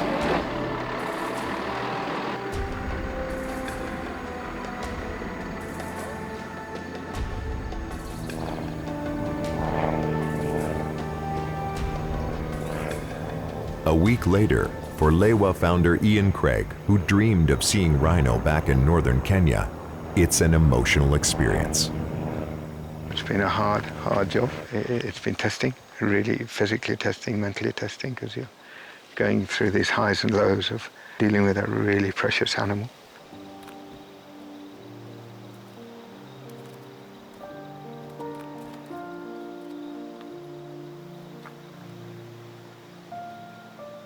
Those radio transmitters that were installed allow them to know exactly where each of the animals are.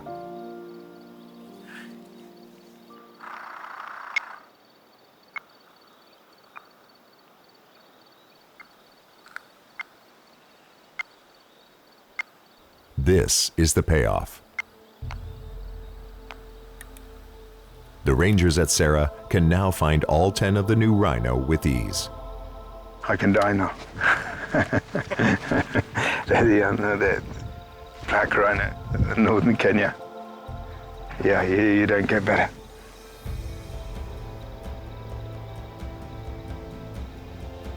Feeding away is fantastic. It's just going down the riverbed there. But there's much more work to do. If this rhino relocation proves successful, more rhinos will come to Sarah, hopefully inspiring other communities to do the same. You know, deep down I hope putting rhino and moving wildlife into areas like that where communities have coexisted with wildlife, that's probably the future. Their numbers are slowly increasing because of the commitment and passion of people like Ian Craig, the Northern Rangelands Trust, KWS, and conservation groups who put their lives on the line to guard them. You know, you build up something so massive and all these little pieces, and you know, from money to politics to everything that's going on, and then suddenly it happens. You know, that's where I am now. It's just suddenly happened, and it's now settling in, and you know, I go to bed every night thinking, crap, over by that hill there's rhino. And you know, there haven't been rhino there for 30 years. And so it's just a very warm feeling.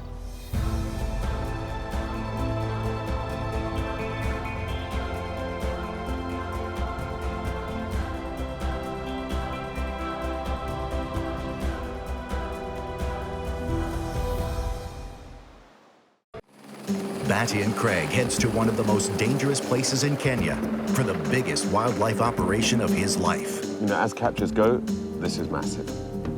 Everything's being flown in by 2 helicopters, aircraft, people. Airborne teams will attempt to capture and relocate an important and rare species of antelope. But when deadly predators are found inside the new enclosure, it's a scramble to save the operation. Battian's courage is put to the test when he comes face to face with one of Africa's big cats. It's just another busy week in the life of a Kenyan game reserve.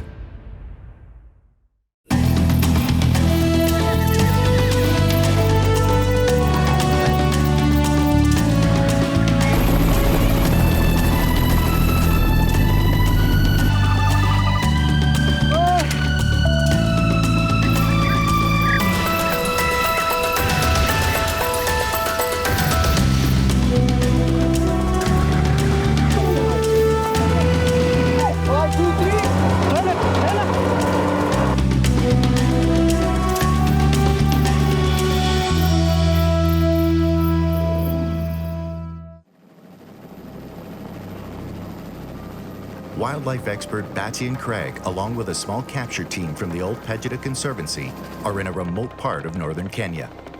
They are joining an important and potentially dangerous operation to capture a unique and extremely rare species of antelope called a Hirola. Poaching has sent Hirola numbers into a downward spiral. To save the species, a plan has been hatched. 50 Hirola, mostly female, will be captured and put into a predator-free sanctuary for a breeding program. Normally, capturing antelopes is straightforward, but the Hirola live in an isolated habitat on the Kenya-Somali border. Somalia is a country without a government. It has been locked in a brutal civil war for 20 years that has now spilled into Kenya.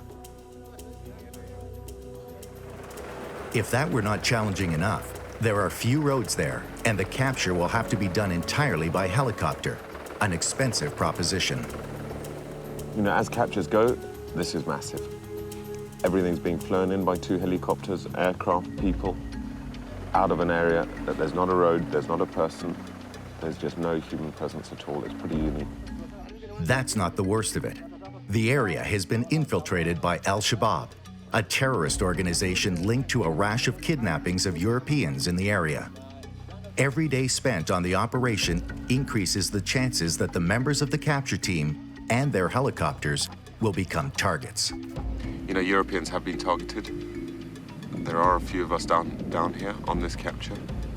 It's not going to change anything. We've just got to be slightly cautious. Kidnappings have been an issue with Somalia. But to be honest, it's in the back of our minds, and we've got a job to do with the capture. The Hirola project is a partnership between the NRT, the Northern Range Land Trust, and the local Ishakbeen community. The Hirola are a source of great pride to the community, and they will run the new sanctuary with the support of the NRT.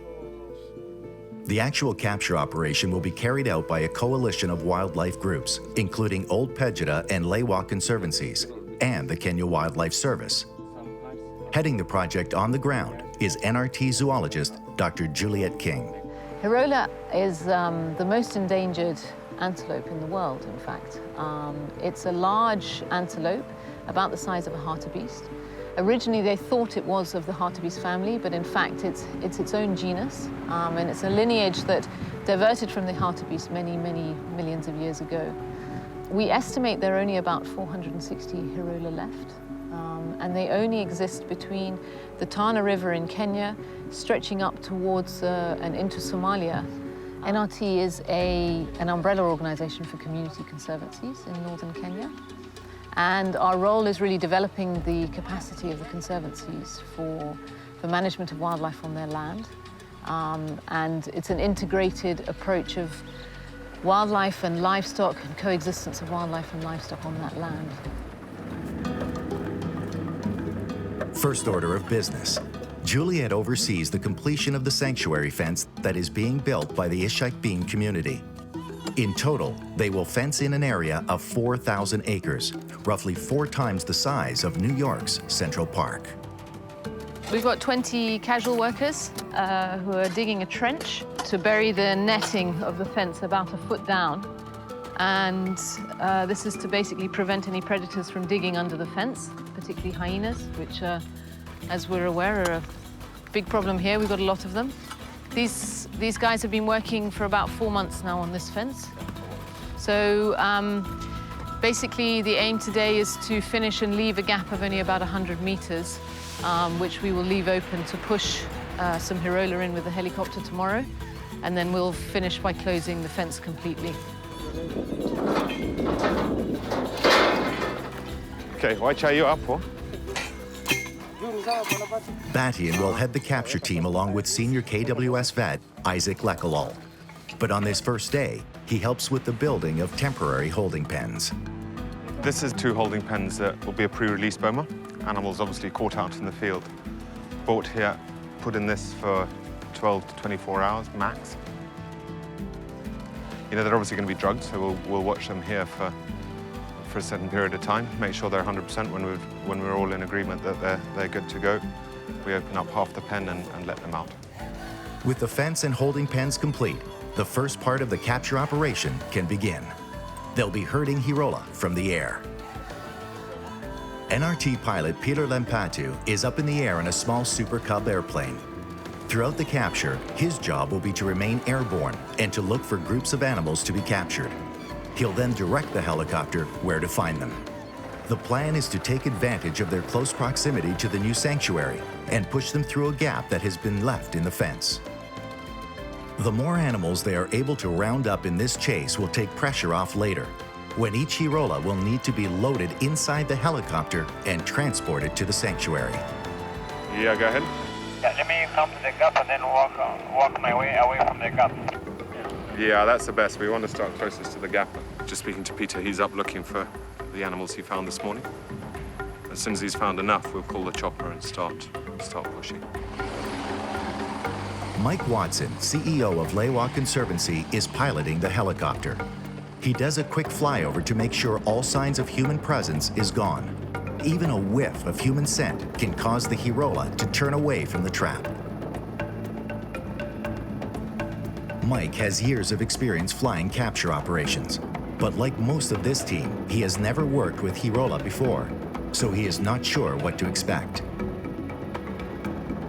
He begins to push a small group, which for the most part respond exactly the way he wants them to. He herds them towards the gap in the fence.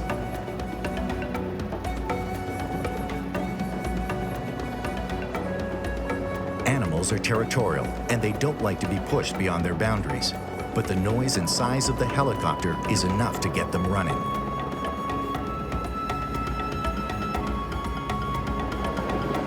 As they get closer to the opening in the fence, Mike has to be more aggressive to keep driving them forward. So far, this is going well.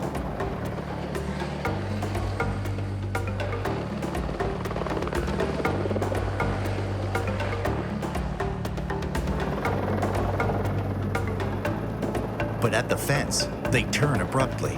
They don't want to go through. Mike makes a quick maneuver to block their exit.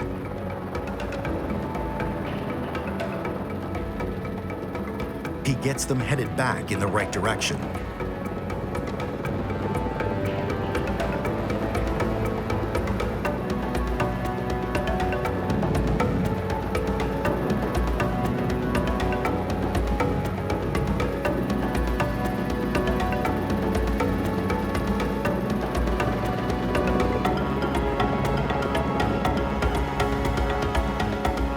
The group goes through.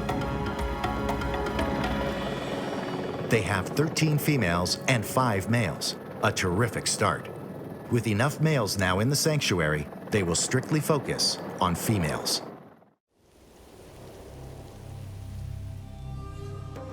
Wildlife expert Batian Craig is in northern Kenya, where he is part of a massive operation.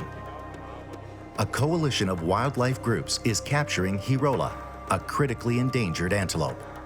The plan is to capture approximately 50 animals, mostly female, and relocate them into a predator-free fenced sanctuary. Conservationists hope that in a protected space, they will breed and rebuild their numbers, saving them from extinction. It's a strategy that is working with a number of endangered species, but this particular operation is massive, expensive, and dangerous. Day 2 of the airborne operation begins. The capture site is near the Somali border, where Kenya has been fighting a war with Al-Shabaab, a militant group responsible for terrorist attacks and the kidnapping and killing of Europeans in Kenya. Because of the security risk, the team will limit their time capturing in any one place. To do this, they will need to set up, tear down, and relocate the trap each day. It's a logistical nightmare because everything from the traps to the personnel have to be moved by helicopter, and there are just 2 for the entire operation.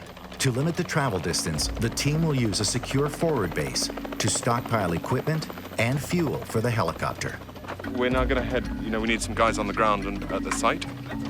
So this is first load, so when the choppers start ferrying all the kit in, we've got people on the ground to offload.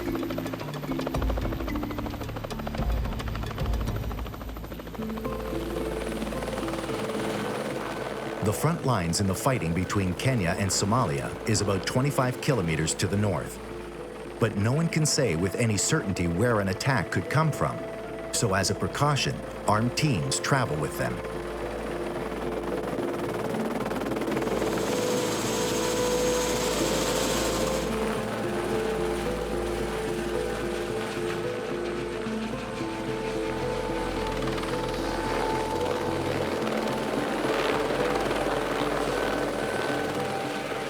Pilot Mike Watson returns from dropping the first team.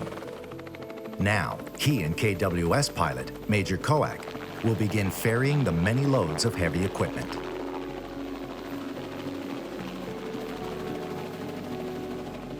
At the capture site, equipment is offloaded. Batian and senior KWS vet Isaac Lekalal get busy setting up. A capture trap is massive. Several hundred meters of nets are set up in the shape of a large fishbowl. The helicopter drives the animals into the fishbowl, where they get tangled in the nets. These nets are the sort of belly of the trap at the moment. You will catch some in here, but most of them will put drop nets within. Those will be where most of them, you know, they run into this sort of wall and try and turn. On their way back out is when they get caught on the inside of the drop nets. Everything is set and ready to go, but the operation hits a major snag. A game scout has caught a brief glimpse of something trying to make a kill inside the sanctuary, but was unable to identify it through the thick bush. One of the biggest threats to the survival of the few remaining Hirola are natural predators. They're arguing over whether it's a cheetah or a leopard track, and explaining that a cheetah track in soft sand, the claws for the cheetah won't show because they go too deep. So I think we're going to follow the tracks and see who's right. And if you're wrong... It's not a small problem. A single cheetah or leopard could wreak havoc on the breeding program. As they walk, they begin to smell a kill. We're all following our noses now to try and locate the smell and see if we can find what animal has been killed and what's killed it. Soon, they find what they are looking for. It's a dik-dik, but it hasn't really been eaten. It's eaten a little bit. The results are inconclusive, but if it were a big cat, this would have dire consequences for the project.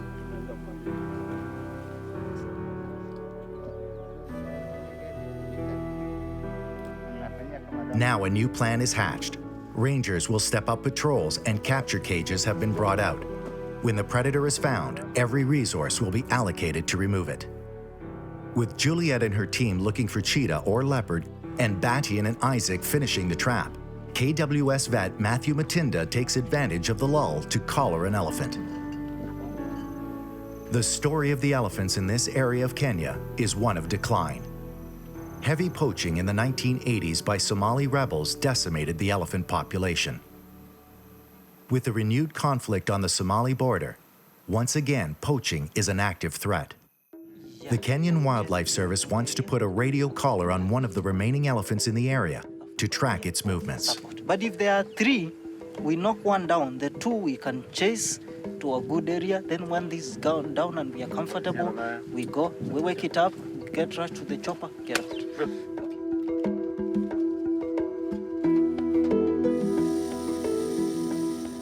Matthew has chosen a large bull elephant.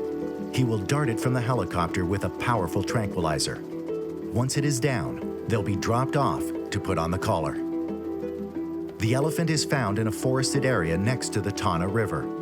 With the helicopter doing the herding, it's quickly separated from the others and pushed to an open area.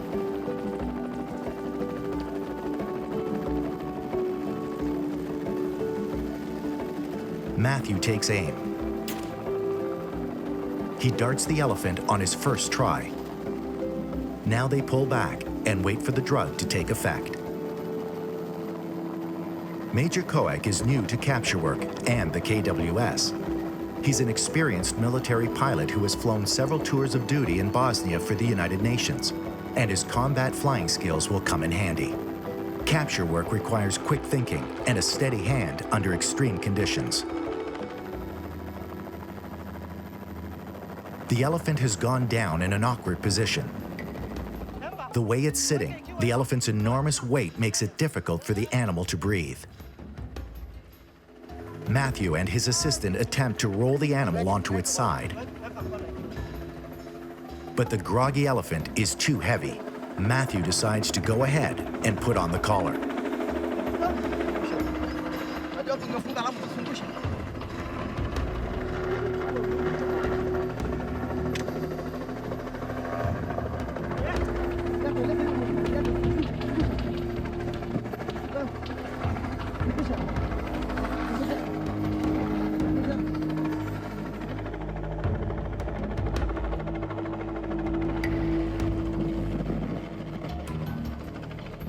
The pair work fast, and they attach the collar.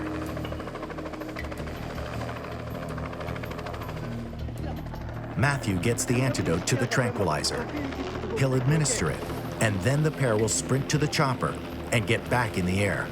There's no time for dawdling. If the elephant wakes too soon, it will charge the chopper and crew.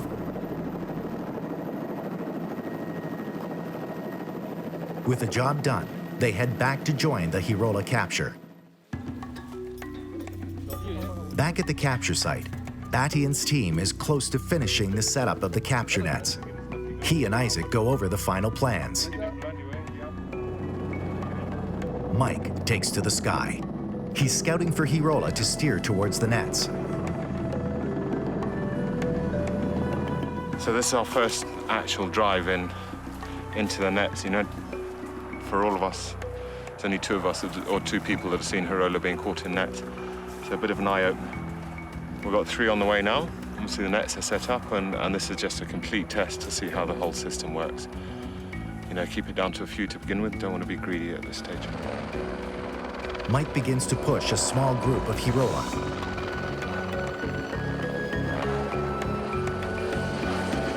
They head straight towards the nets.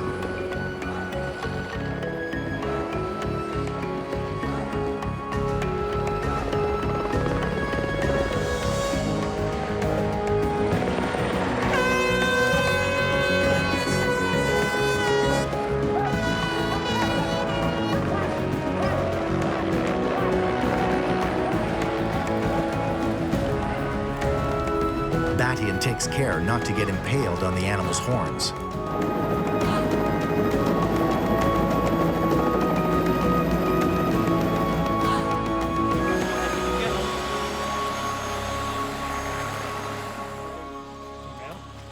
All males, eh? The nets were a success, but unfortunately, all the animals in this group are male. At this point, they only need females, so these will be let go. Try again tomorrow, but what is clear is these big herds are mainly males, and we've got to find the herds that have got calves with them to guarantee that they're females. Day 2 finishes with mixed results. They now know the nets worked for the Hirola capture, but they'll have to refine their search to capture females.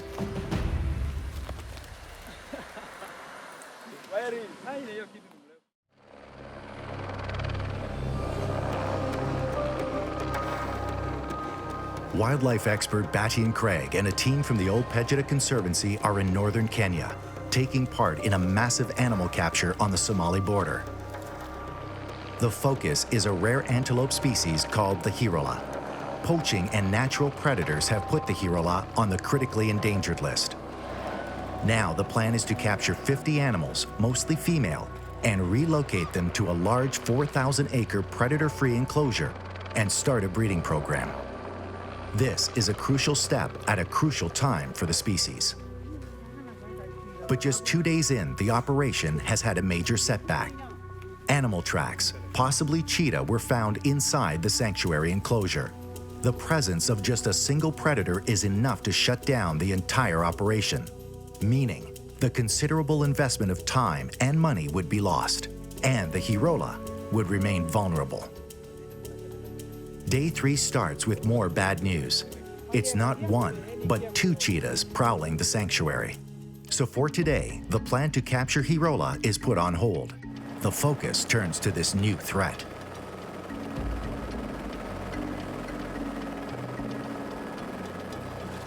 Batian and KWS vet Isaac Lekalal head up in a chopper flown by veteran wildlife pilot Mike Watson.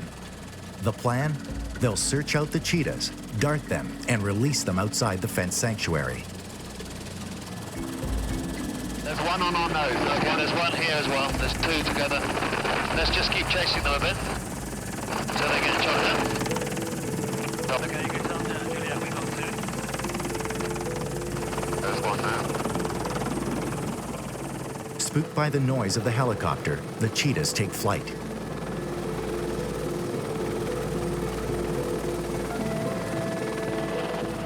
They're so fast that even from the air, it's hard to keep them both in sight. They've lost the first cat in the underbrush. The need to use the helicopters to find these predators is putting stress on the Hirola capture. The choppers are expensive tools, and any time away from the capture is time and money that can't be recovered. Juliet and her trackers come in to search from the ground. Where's the other one? Where's the other one? Where's the other one? I've got one in front of us. Where's the other one? The second cheetah bolts in a different direction, and Mike needs to make a quick decision. Stay and find the first one, or follow number two. Can you see it? Oh, it's up in a tree. Get a dart in it. Hang on, I'll come down low. Isaac takes his shot. The dart misses, and the cheetah runs. Yeah, got it back in. Yeah, I've got it. Okay. Can you keep an eye on my fuel as well, because I know I'm getting low. 29. How much? 29 minutes. Hey, can you put another dart in, Isaac? You got another dart ready? He preps another dart. Luckily, the cheetah hasn't gone far. It's climbed a tree, which makes it an easier target. Just let me get right down for you. Right down. Right down. A bit more. Wait. Wait. That's it. Dart in. The second dart hits its mark, and the cheetah starts to run. But there's another problem. Mike is running out of fuel. I wonder if we can get it out of this tree before it falls out of the tree. It's not a big tree. It's not that big. You've got 23 minutes. Yeah. Okay, let's try and find somewhere to land before we run out of fuel. He decides to follow, even though his fuel situation is becoming critical. Oh, it's good now. Not now. Running. It's running. Okay. They have lost the ground team, and unless Mike continues to follow the cheetah, they will lose it. They still running? Yeah, no. Stop. Luckily, the cheetah slows. Even if we get one on the ground with an airband. Oh, yeah. Have you got an airband? I've got an airband. Okay, well, you get ready and I'll see if I can... That spot there. This here. No, just in front of us, because that's where it's going. Okay. Just in there, you might need to sort of climb down off the skid. Yeah, I'll take my seatbelt off. Make sure my tail rotor is clear, please. Okay, you're fine. You're fine. You're fine. Go forward a little bit. Forward a little bit. Bring your tail to the right a little bit. My right. Your right a little bit. Okay, now unplug the headset. Unplug the headset. Yep. There's no place to set the chopper down. The best that Mike can do is to get within 15 feet of the ground. Batian jumps.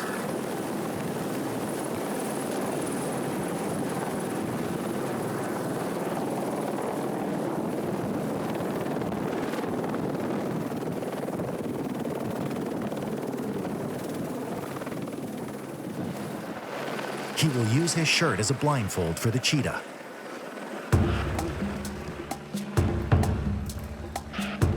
The cheetah is drugged, but still alert. Batian approaches it with caution.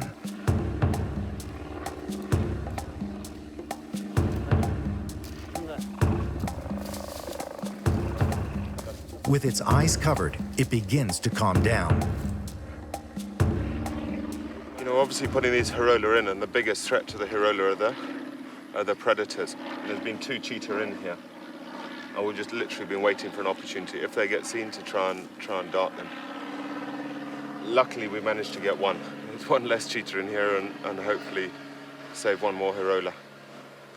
And they've been darted and gone down in horrendous bush to the point that we couldn't get in here. We obviously had to jump in from from the chopper, but we'll just let this drug take a little bit more effect and then we'll try and carry it out of here. It sounds like it's about a K to the road. As the team prepares the cheetah, the vehicle with veterinarian Matthew Matinda arrives.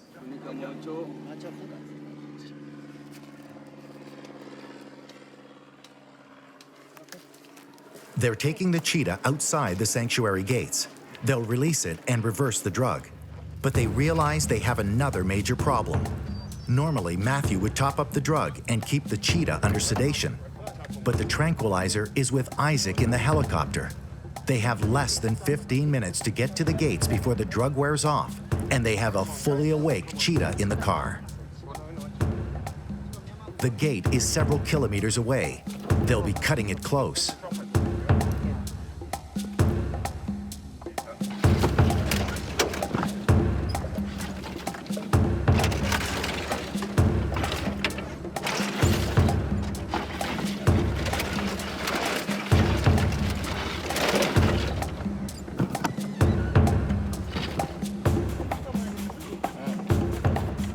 They soon realize that they have another problem.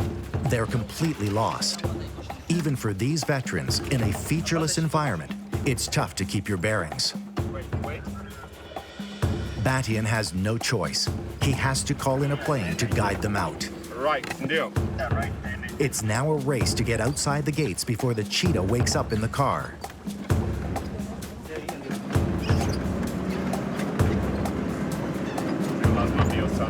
The plane will guide them the rest of the way.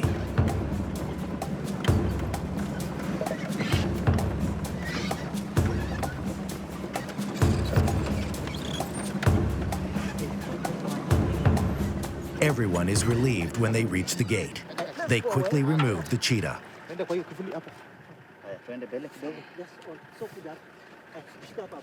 We don't want to keep him any longer down. So I give him a jab, we make him come around, and we let him go.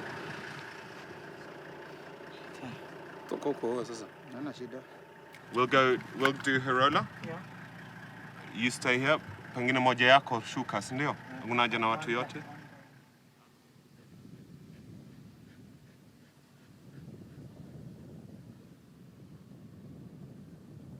The drug wears off, and the cheetah wobbles to its feet, safely outside the sanctuary, and with Batian's shirt as a souvenir.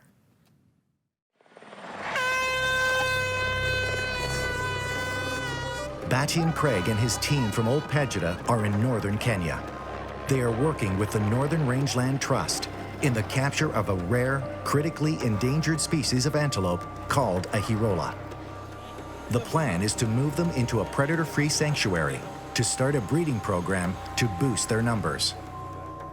But the entire plan came to a halt when a game scout found 2 cheetahs inside the sanctuary, a threat that could stop the entire operation. Using a helicopter, Batian and a KWS vet were able to tranquilize and remove one of the cats. With one out of the way, the helicopter is back up searching for the second cheetah. They locate the second cheetah, but there's an unwelcome surprise. She has 4 large cubs with her. What was once critical could now be a catastrophe. There they are, they're going into that water. Just in the water there. They are bloody hell. Tell them open the gate. Open the gate and we'll see if we can go that way. Go and they open the gate. Can they open the gate? Obviously, you go and see if we can drive them. Please ask them to open the gate.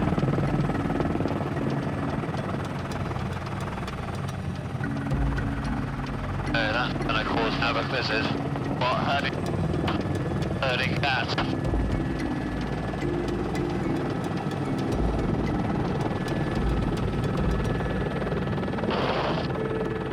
It's a high-stakes moment. Batian makes a quick call. That is the mother. We stick with the mother. I know that's mean, but it's probably the best bet. They'll separate the mom from her litter and remove the cheetahs one by one. It's easier when they're out in this open, yeah. They're running around in a circle. And then let's off now. for you to make up a whole bunch of darts. Matthew can make up a whole bunch of darts, please. Down below us there. You got it, Isaac? Oh, yeah, right below us.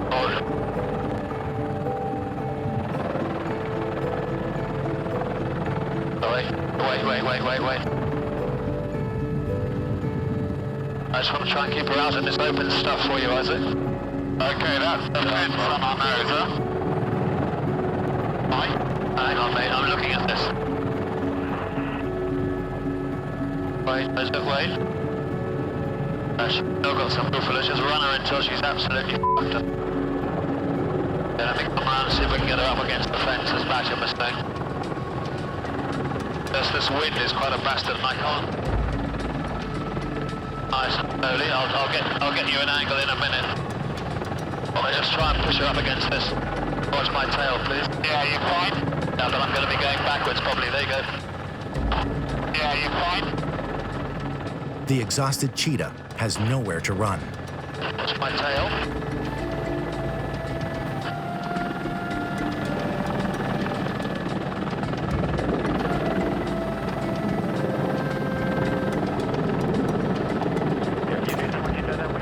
Isaac gets a dart into her.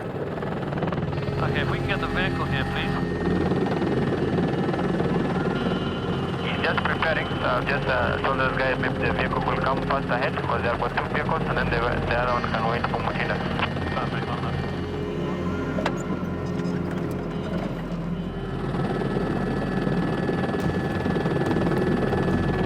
Yes, it has. It definitely has. Definitely. If you land here, we can just grab her and put her over.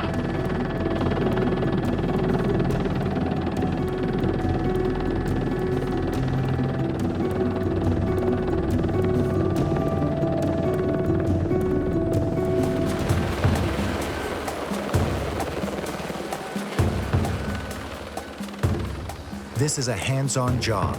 The cheetah is drugged, but just how drugged is a question mark. They approach with caution.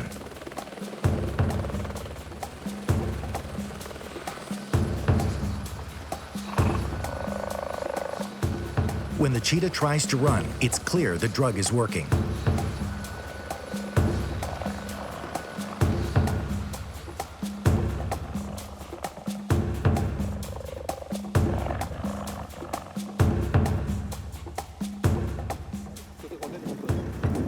Daktari iko wapi? Let's put it over, shall we? Over and into the shade. 1, 2, 3.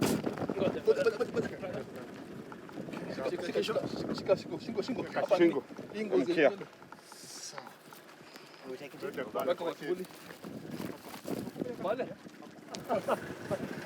That's fascinating. Yes, there's 5 cheetah. No way. Yeah, they're lying. Eco. Right, we better turn to left. The mother is out of the sanctuary. Now it's back to get the cubs, one at a time. A cub will always return to the last place it was together with its mother. There, we can bring them this onto the fence. Yeah. In that sandy area, just on the edge of that sandy area. If you can see Juliet, they're 100 meters ahead of Juliet to the south. Yeah.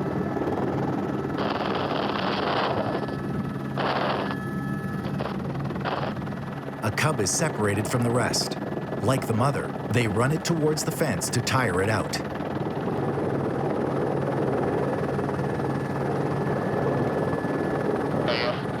Hey, wait. Knackered them.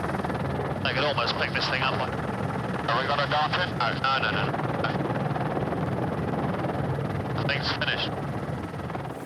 Batian volunteers to experiment with a new method, catching the tired cheetah by hand and without sedation. Mike heads back up. From the air, he'll be able to follow it easier as it runs. Drugging the cats while this exhausted can be dangerous for them, but it's risky for Batian. Even a small cheetah like this one can seriously maul a human.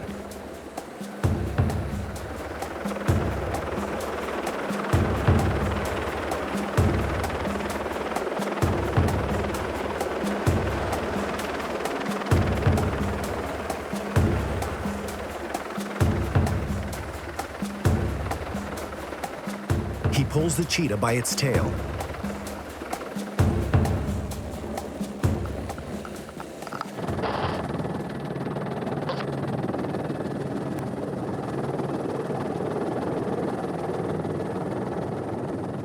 Batian grabs it by the scruff of the neck and runs for the fence.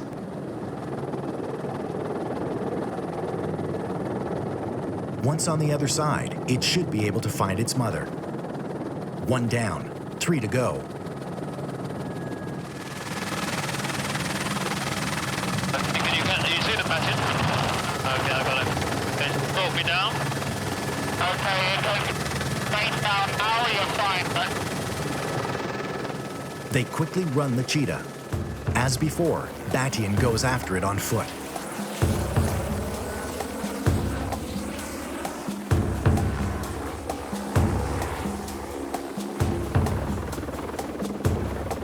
It hides in the thorn bushes, but the helicopter locates it from above.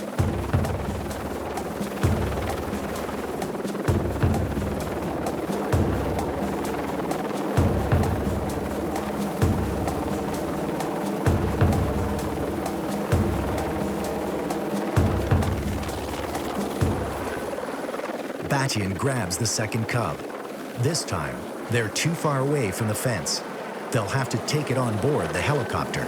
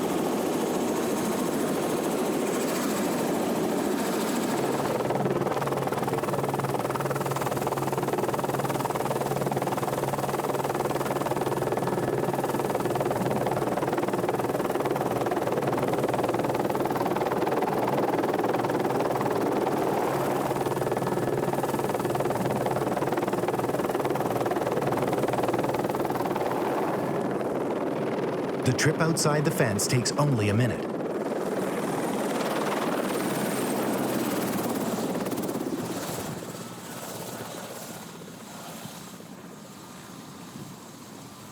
Batian leaves the cub and heads back out to get the others.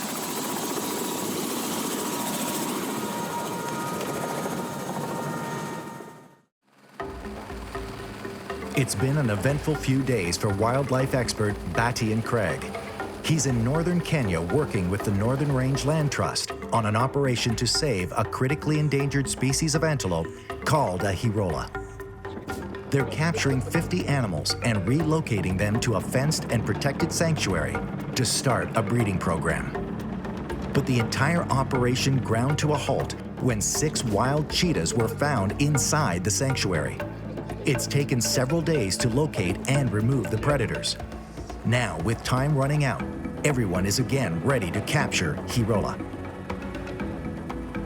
They have already captured 18 and need 32 more.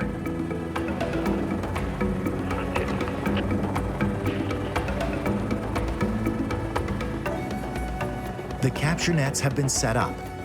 Now, helicopter pilot Mike Watson drops Batian and a few rangers at the net. Then he'll head straight back up to locate and begin pushing the animals to the trap. Batian and the others get into position on the ground.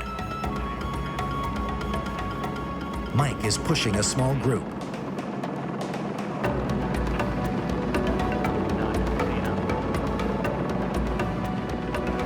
The Hirola enter the funnel.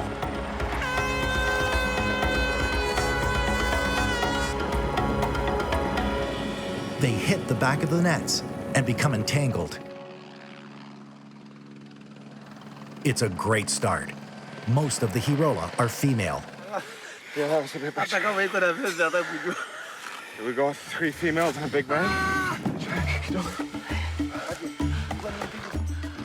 Siko na tatu. Ine, siko na ine. Yeah. Very nice. The Hirola will be transported to the sanctuary by helicopter. Yeah, unatulia sana. We're just strapping their legs. And obviously, putting them into the chopper, we need to take every precaution there is. The animals are given a sedative for their flights. Rubber garden hose is attached to their sharp horns. The lone male is not needed, so he is released. Each animal has been bagged so they can easily be carried to the choppers. 2 animals will go in Mike's helicopter and 1 in the KWS chopper. Obviously the heat is unreal. They're a hell of a lot heavier than we sort of thought. But yeah, they seem good enough. They obviously had quite a long run.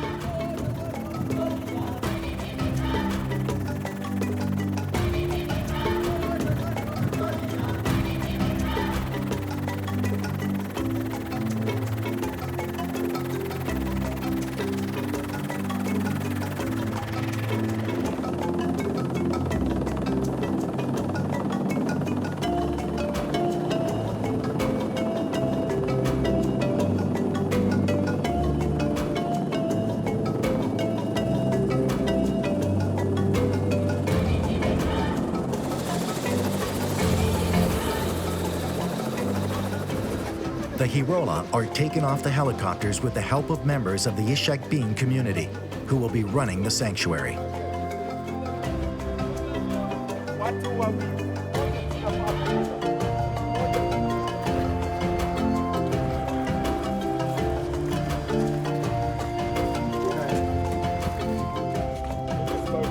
While they're still drugged, the Hirola will be tagged, measured, and blood samples will be taken. But to minimize further stress on the animals, the vets are restricted to 3 minutes. The last Hirola is offloaded.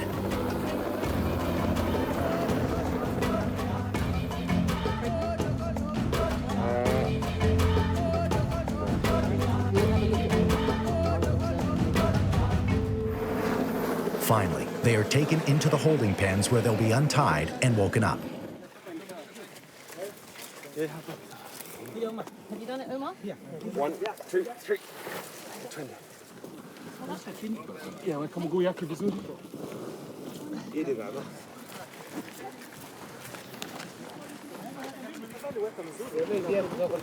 Batian helps rate the animals, so they will be able to stand once they come around.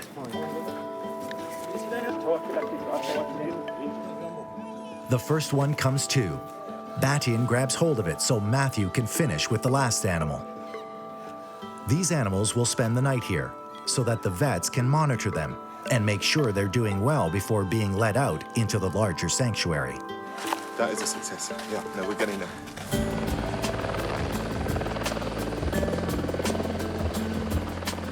It's day 7, and the capture continues to go smoothly.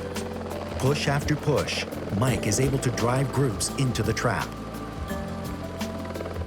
By late afternoon, they have nearly met their objective of 50 animals.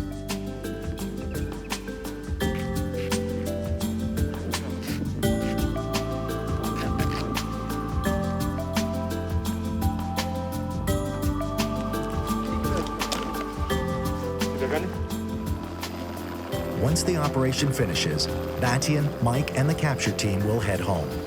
It will be left to the community to run the project, helped by the Northern Range Land Trust. In a world where space for wildlife is diminishing, it will be up to partnerships like these to ensure that key animals like the Hirola are protected.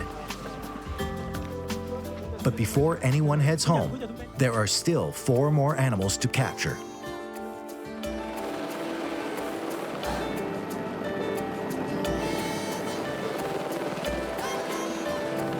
Mike is pushing a large group towards the nets. If they get them all in, they will have met their target number of 50 animals. They'll also have time to attach GPS collars to the remaining Hirola and set them free.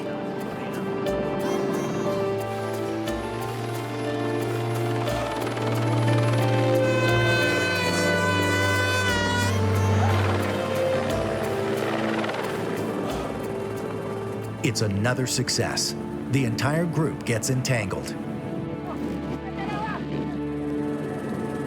Mike looks for a place to set the chopper down.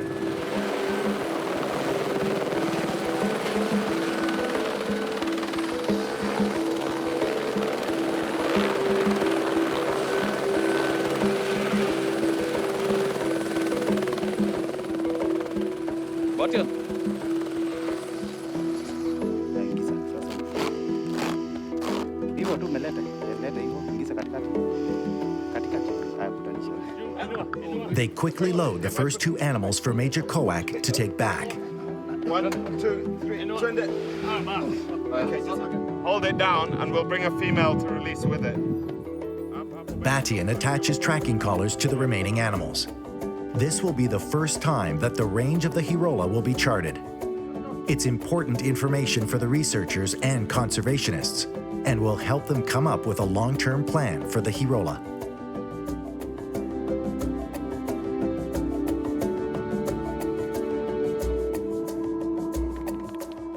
The animal and its calf are carried out and away from the nets. They are released at the same time to ensure the calf stays with its mother. One was lactating, so that was obviously her baby.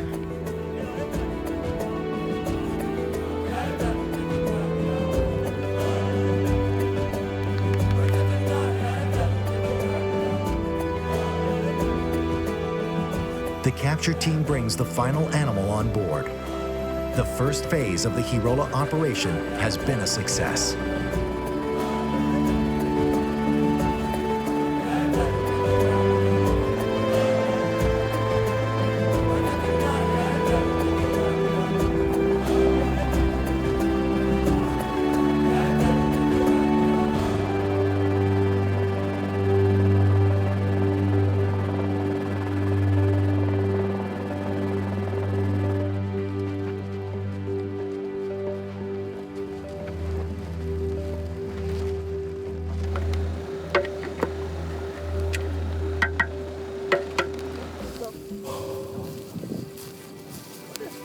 This is the capture work that Batian loves. He has left his full-time position at Old Pejeta and now consults on captures like this one and on rhino security for several conservancies, including Old Pej and Lewa.